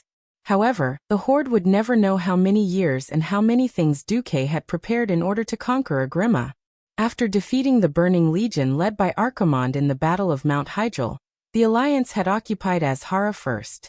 Even if Azhara and Agrima were separated by tens of kilometers of towering mountains, it didn't matter. The key was that the source of the River of Wrath was in Azhara.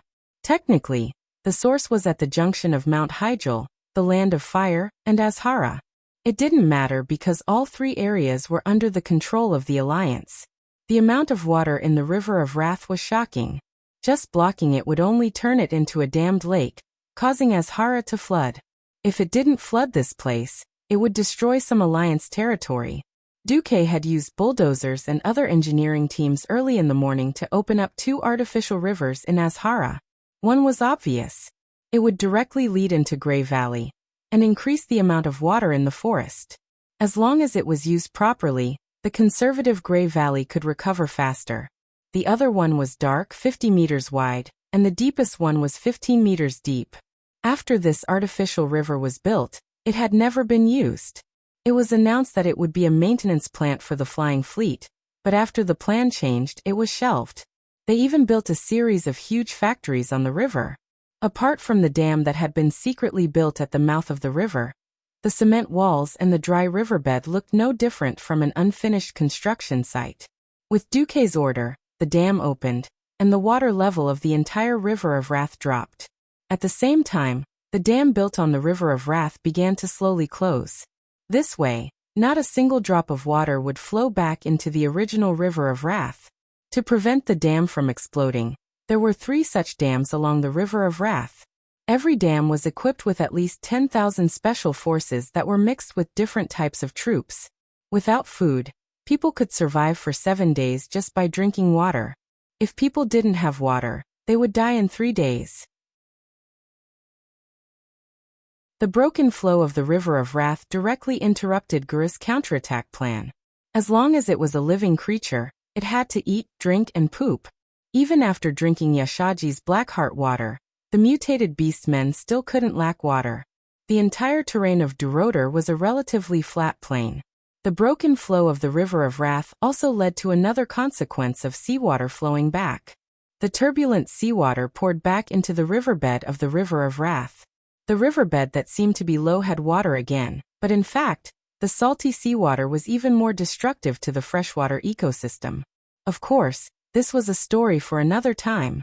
Originally, after receiving intelligence that the entire Barrenlands was being attacked by the Alliance's flying fleet from the west, south, and north, Brainless Roar had prepared an army of hundreds of thousands of mutated beastmen civilians, led by the Kukuran guards, ready to counterattack.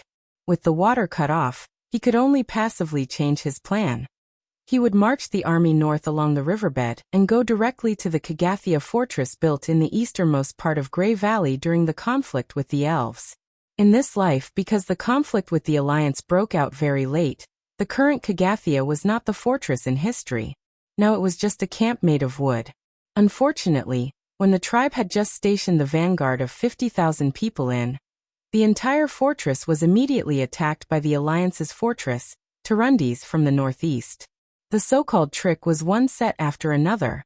Since Duque thought of this trick of breaking the water, he knew that the tribe would definitely counterattack. Not only did he upgrade Turundis to a fortress long ago, but he also set the shooting element long ago. He didn't lack anything, but the tribe came to him.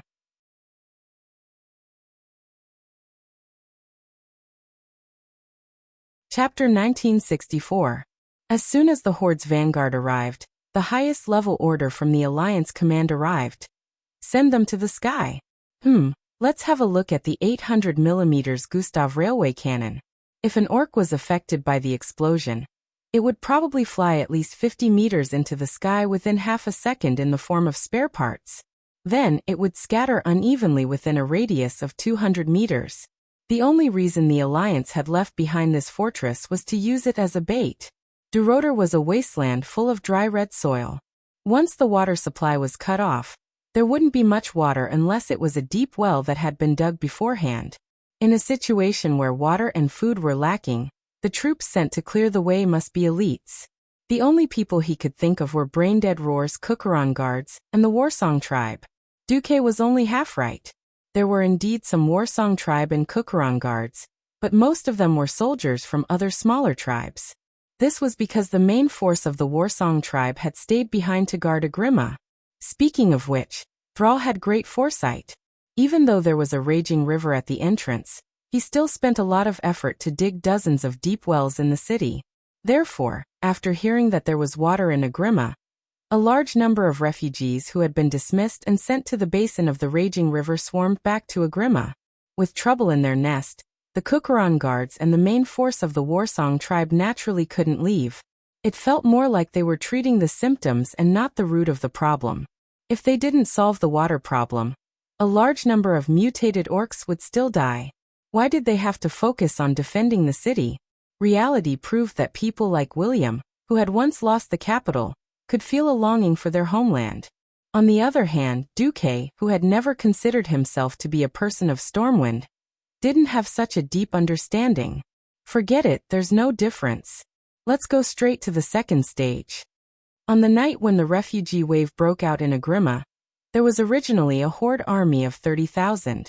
They took advantage of the darkness, thinking that the Alliance wouldn't be able to see them, and followed the dry riverbed of the raging river all the way to the Azhara region. Unfortunately, the Alliance's battleships launched an air raid and threw incendiary bombs at them. There was nothing more suitable than a canyon to set fire to. First, he threw an incendiary bomb at the head and tail of the orcs to seal off the road. Then, he threw diesel incendiary bombs along the riverbed. A meal of burnt orc meat was ready. After confirming that there were no Horde reinforcements, the Alliance sent Naxxramas and thousands of flying warships to attack the Twilight Fortress in the middle of the Barren Lands. This sturdy fortress was guarded by the traitor Gujar during the Cataclysm, and after the Cataclysm, it became the core of the tribe's rule over the Barren Lands. No matter how sturdy a fortress was, it was still a product of the olden era.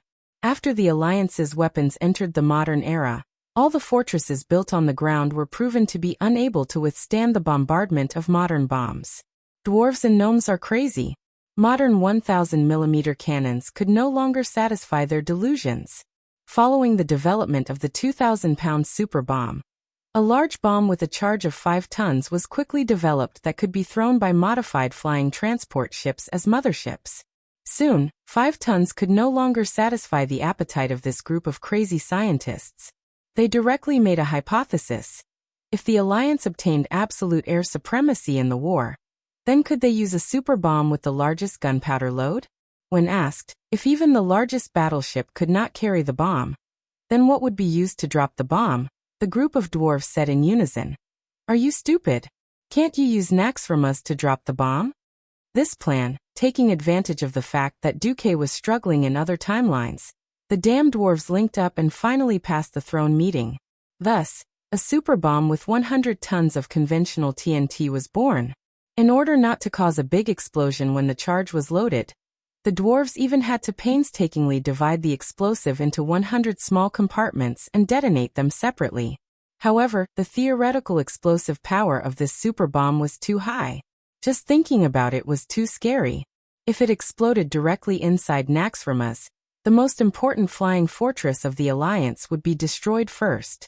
In a rage, William ordered Jurban to add a bomb compartment outside the lowest outer deck of Naxxramas. If anything really happened, at least it would not be able to penetrate the outer armor of Naxxramas. It was not difficult to add a bomb compartment, but if such a large bomb was hit, it would still explode. Thus, the dwarves put in a lot of effort to add protective armor to the bomb compartment. As a result, Naxxramas, which was originally a little like a square box, had a huge conical bomb compartment at the bottom. It looked like Naxxramas had become a cylinder of ice cream. Now the cylinder had been thrown down, but the ice cream was still in the air. It was probably a delayed detonation fuse. Relying on the acceleration of gravity and its own weight, the super bomb, Baldy Strong, smashed directly above the Twilight Fortress did not explode immediately. However, under the huge impact, it smashed through at least 10 floors in a row. When it reached the middle and lower parts of the fortress, there was an explosion. Fiery red flame patterns appeared densely on the black stone walls of the fortress that was filled with an ominous aura. Countless fire dragons began to erupt from every hole in the fortress. When a huge amount of flames leaked out of the fortress, the flames once again gathered into a huge cloud of fire, forming a destructive flame shock wave that spread in all directions, sweeping across the entire Great Rift Valley oasis. The huge fortress seemed to have suffered a terrible earthquake at this time. The fortress, which was more than 2 meters thick, was as fragile as sand. In less than 2 seconds, the whole fortress collapsed layer by layer like dominoes. Boom! Amidst the continuous roars, the fortress completely collapsed like a landslide. The sea of fire was pushed further away, and the whole area was under the flames, making creaking sounds. In order to block the offensive of the Alliance, Brainless Roar had painstakingly arranged an army of more than 300,000 orcs in the Twilight Fortress. Relying on the Twilight Fortress, they had built large and small blockhouses and positions. Despite the lack of air force, Brainless Roar firmly believed that the Alliance's infantry would bleed to the last drop of blood in front of this fortress. Because when he led the army to attack here, he also paid a heavy price. What made Brainless Roar angry was that the Alliance did not play by the rules at all. After clearing out the weak air force of the Horde, they directly let Naxxramas fly up to the Twilight Fortress and lay an egg. They directly blew up all the ugly orcs with a big bomb. In fact, this super bomb completely shattered Brainless Roar's fantasy.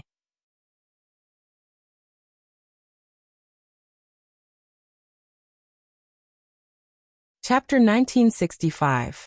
In Brainless Roar's imagination, this batch of 300,000 orcs could buy him at least half a year's time. Back then, the Twilight Fortress controlled by Google was not afraid of fire, nor was it afraid of the boulders of the catapults.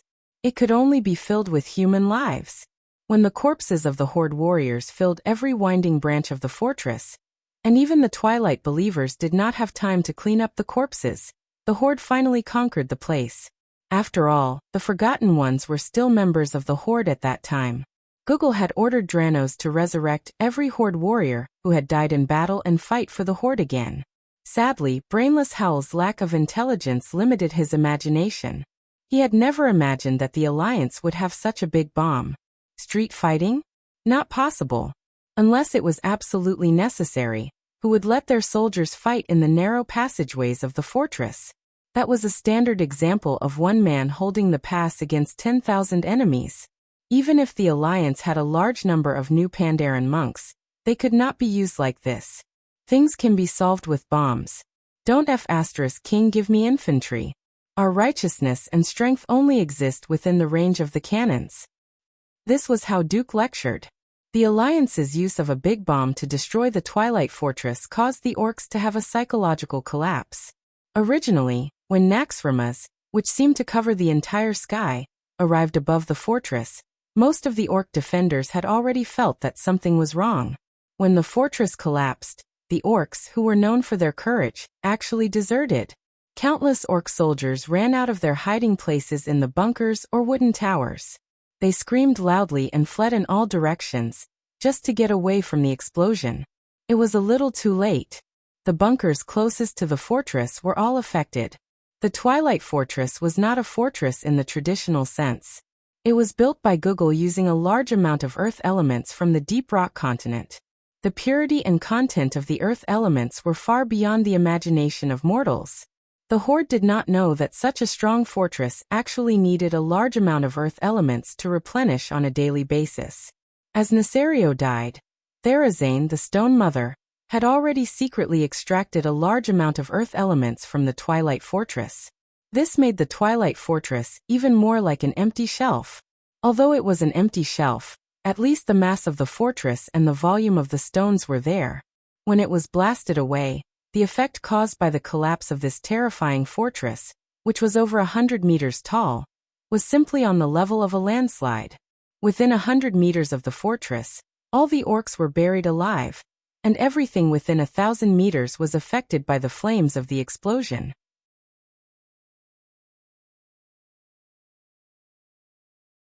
Those who were nearby, even if they were hiding in bunkers or bunkers, as long as they did not completely isolate themselves from the flames, they would immediately be burnt to a crisp by the all-pervasive waves of fire.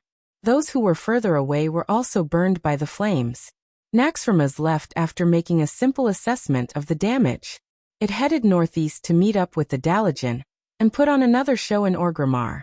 As for cleaning up the battlefield, there was no need.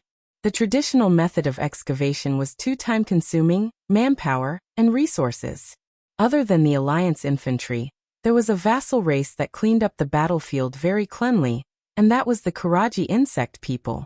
Be it the descendants of the burrowing bug Oro, or the bugmen who were adept at digging holes, they were the best choice to deal with the enemies underground. There were some things that the Alliance didn't want them to do. The orcs of the Twilight Fortress had not yet mutated.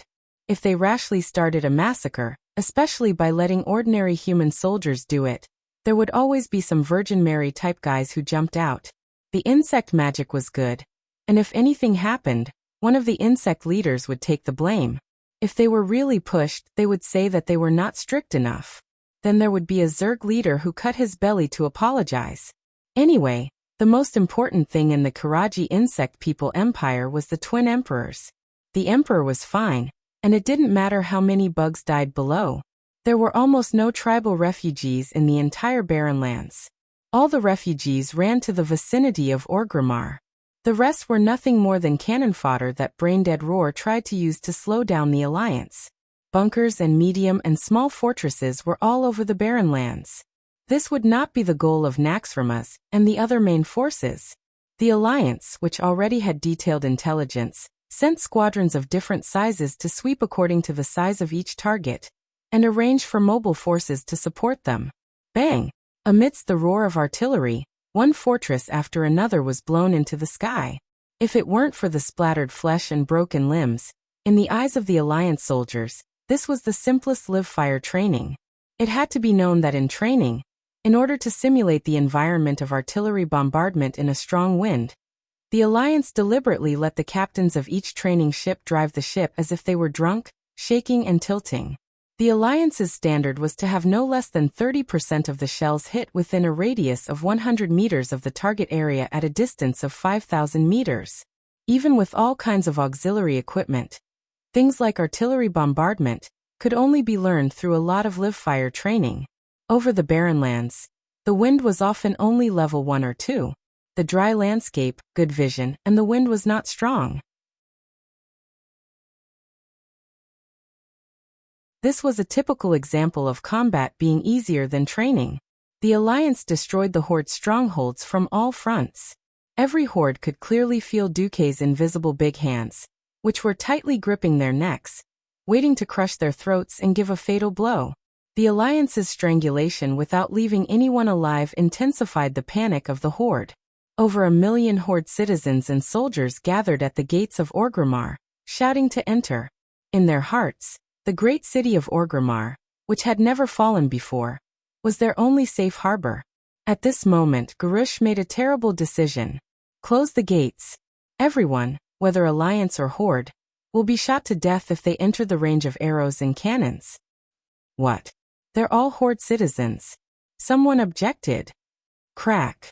The chieftain crushed the head of the opposition with a single hand on the spot. Garrosh's twisted face had the most terrifying viciousness. The great Orthodox Horde doesn't need those weaklings. For billions of years, the beastmen have lived like this. I'm not a weak thrall. I won't waste useless food and resources on the weak. Those incompetent clans will be thrown into the wilderness to die. If they want to blame someone, blame it on having a weak chief, or the fact that they didn't inherit a strong bloodline. Haha. Crude and cruel, but it was the truth. For tens of thousands of years, the beastmen had gone through the cruelest elimination. If they couldn't win a group fight, they couldn't get the best hunting grounds. Without a good hunting ground, they wouldn't have enough prey to survive the harsh winter. If they couldn't survive, they would either destroy the other clans for resources, or die tragically under the fierce power of nature. This was the traditional beastman, a typical beastman who followed the law of survival of the fittest. No traditional beastman found Garrosh's words wrong.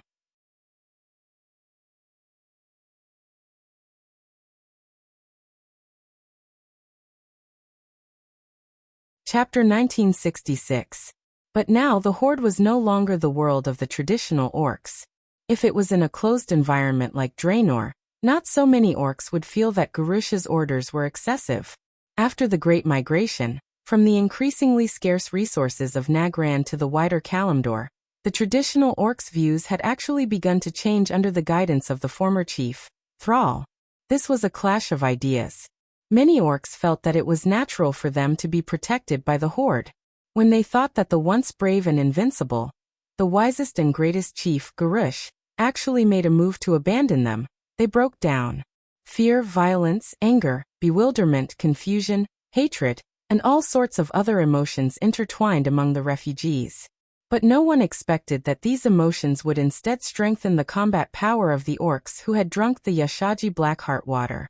Because of the evil of fear, madness, anger, doubt, confusion, hate, and pride. The 7 evils of the Yashaji Blackheart water were born from the negative emotions and negative energy of humans. The mutated orcs became more burly, and more terrifying spikes grew out of every corner of their bodies. This scene stunned the top leaders of the Alliance, and even made Tyrion Fordring, who had once opposed the massacre, speechless. In Naxxramas, Duque sat in the seat of the chief commander. In front of the magic mirror image, Duque said calmly, "Now does anyone else have any objections to my proposal of an eye for an eye?" The leaders of the throne conference were silent. This was not because they were silently resisting, but because the next scene made them eager to try. It was just that they didn't want to destroy the harmonious atmosphere. So no hothead jumped out and said things like, "If there's no objection, then let's do it. I'll count down from 5. Those who object, please provide sufficient reasons. If there are no objections, then it will be regarded as a unanimous vote by the throne meeting." Duque announced, 5, 4, 3, 2, 1. I, in the name of the chief commander of the Alliance, announce the execution of the operation to destroy Orgrimmar. Operation code. Focusing Rainbow.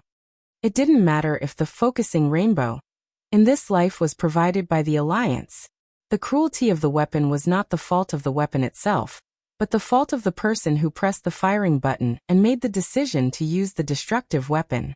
It was Garrosh who had tried to destroy the Alliance, and it was the will of the entire tribe who had elected Garrosh to become the great chief. Now Theon's emotions were extremely complicated as he watched the innocent orc populace mutate under the influence of Gurus, using the people's negative emotions to catalyze the mutation. It was too late. Perhaps they were once innocent. It was precisely because they wanted to become more relaxed and follow a powerful leader without thinking that they could simply obtain more territory and resources and live a better life that they wanted. In the end, had the opposite effect. By believing in the brainless roar, not only did he not gain more, but he also lost himself in it. Everyone could see that this level of mutation was not something that could be changed back after 8 to 10 years in the prison camp. This was a completely different kind of evil creature that could not be saved. The Alliance's action to destroy Twilight Fortress shocked the entire tribe. When Garush realized that it was impossible for him to hold on just by relying on defense, he finally unleashed another move. Mantis Man. Since ancient times, there had always been some races that were obsessed with the power of the ancient gods and refused to repent. For example, the Faceless, or the Mantis Man. In a surveillance image brought by the Magic Network's connection to the Mage's Eye, it was as if a horror movie was playing. Whoa, gulp gulp. With a strange sound, a Mantis Man was transforming. This 3-meter-tall Mantis Man not only swelled like a balloon, but his pair of scythe-like forelimbs were F***king turning into scythes. The green biological blades had a frightening luster. It seemed that this guy was stimulated by the power of Yasha, and was strengthening in all aspects. A simple change in size wouldn't bring any threat to the Alliance. As for the qualitative change, that was another matter altogether. F***ck. What the hell is this? Bulang Bronzebeard burst out cursing. In the image, the enlarged Mantis Man began to grow wings. The rather transparent green wings had the structure of a cicada's wings. Not only the wings, but the entire Mantis Man's back was transforming and evolving, producing the back muscle tissue unique to flying insects. Whoosh, whoosh, buzz buzz buzz. From the initial fan-like flapping to the high-speed flapping of hummingbird-like wings, it only took 2 to 3 seconds to accelerate. However, the huge Mantis Man leaped into the air and darted into the sky. We're in big trouble. William was the first to frown. Yes, faster than all the air forces we have now, Cudrin Wildhammer concluded. Cudrin Wildhammer, the commander of the Alliance's Air Force, concluded and added, "Damn it, only my Scarlet can keep up with these flying mantises' movements." The Alliance leaders made noises as if they were having a toothache. If it's just the Air Force, I'm afraid only the Dragon Army can deal with them, right? At this moment, Duque said, "Jaina Kale, that's don't look with mortal eyes, use the elemental eyes." Finally, the two Pharaoh of the Alliance saw it. As expected, Kale, that's confirmed Duque's judgment. That's the shadow elemental energy line connected to Yasha's heart of Yasha, Jaina followed. There's no time to hesitate. Let's go, directly crush them, and end everything. Duque made the decision. Everyone was amazed by the awesomeness of the ancient gods. In a sense, they were the true masters of biochemistry.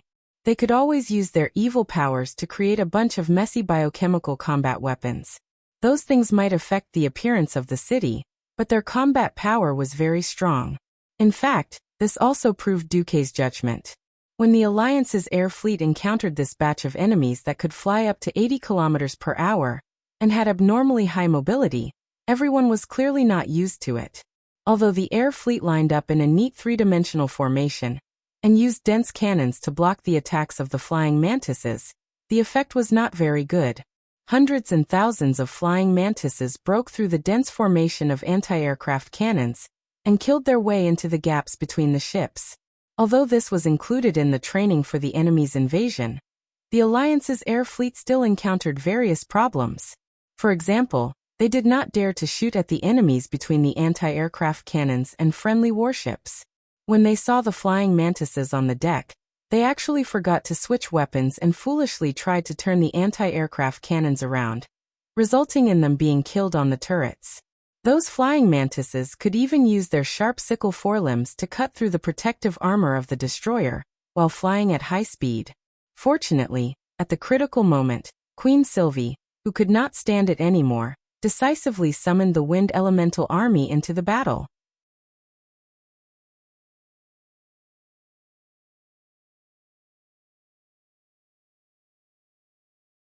Chapter 1967. If it had been the previous two critical times, such as during the Wrath of the Lich King period, perhaps the flying mantis would have been useful. Now let's just forget about it. The Alliance's anti-air cannons might have been broken through. In fact, this was only the outermost circle. A mature commander would never allow his army to lack layers and buffers. If he had to link all the troops together and trap all of them, then this commander could be shot. Not only the outermost circle was affected, but also the newbie troops, which were mainly rookies. Think about it, the Wrath of the Lich King and the Wings of Chaos were so coherent. How long had it been since then? Less than 10 years. Most of the veterans who had experienced the last two wars were now lieutenants and sergeants. With them leading, how weak could the Alliance fleet be? To put it bluntly, this was Duque deliberately letting the Alliance military train their troops. If they couldn't even deal with an enemy of this level, then they shouldn't fight against the overwhelming air force of the Burning Legion. Since they were going to lose anyway, they might as well cut their throats and die a clean death. The Wind Elemental Army entered the battlefield, but they didn't participate in the battle. Thousands of huge wind elementals hovered in the air and stared at the front with their dark and unclear eyes. This was the way the military bigwigs expressed their dissatisfaction. Can you little bastards do it? If you can't, then let's go. The veterans who were middle and lower ranking officers in front of them immediately lost their composure and started cursing loudly. Noob. They're already in front of you. What are you waiting for? Change your weapons. Are the rocket launchers in the turrets just decorations? Idiot. Can't you cover your teammates and shoot their butts with the anti-air cannons if you can't hit them? Trash. All of you are trash. This is your last chance. If you can't form an AA anti-air firepower net, then get the F***CK back to the reserves and your official establishment will be revoked. After Duke became the commander-in-chief of the Alliance, he spent 15 years to make the entire Alliance flourish. Not only did he adjust the Alliance to be able to switch between the two economic forms at any time, but he also greatly improved the status of the Alliance soldiers. Those who had served in the army, as long as they retired normally, not only would they be able to take care of the old, the weak, the sick and the disabled, but they would also receive all kinds of enviable benefits. After retiring from the military, there would be all kinds of free skills training. After completing their studies, they would be assigned a job. As long as they didn't slack off on purpose, they would be guaranteed a salary that was 30% higher than the average salary in society. Apart from that, there were other benefits that could be accumulated. Different bonuses were distributed according to the rank of the officers and the battles they had participated in. For example, those who fought against No-Cent would receive No-Cent mining dividends, which could be distributed until the soldier died. During the Cataclysm, those who fought in the Dragon Slumber Temple received the Twilight Dragon Leather Company limited share dividends. Once you get married, you can enjoy tax deductions. In principle, as long as the child was healthy, it wouldn't cost much for the child to grow up to 18 years old. The Alliance's allowance covered most of the expenses. The worst part was that the Alliance encouraged soldiers to marry 2 wives. Du, who had a guilty conscience, signed a special decree. Active and retired soldiers who married 2 wives and had 4 or more children would receive special subsidies. It was a monthly subsidy that was enough to make ordinary people envious. Children can be raised until they reach the age of 16, when they gradually reduce to a reasonable level. At the same time, the Alliance definitely didn't raise lazy people.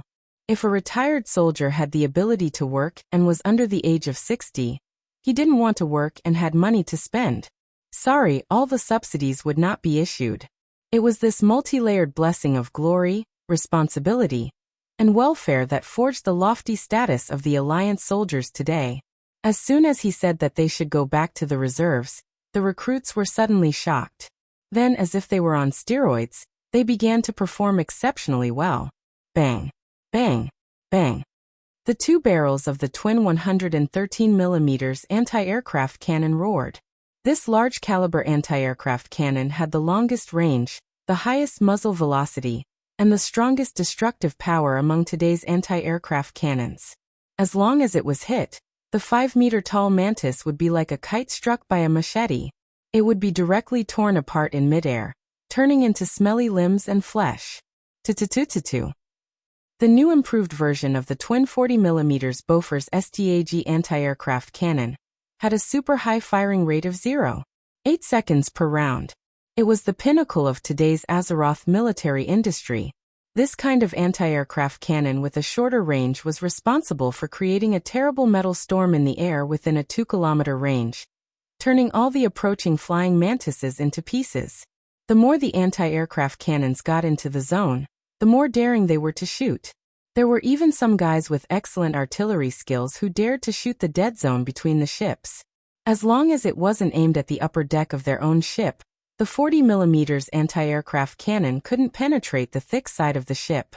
Instead, it could kill the mantis that was about to reach the ship. Of course, there were also people who would take care of the mantis that actually reached the ship. After all, this was a world where magic and technology coexisted. On every Alliance warship, there was a counter-assault team with different levels of professionals in proportion to eliminate the enemy powerhouses that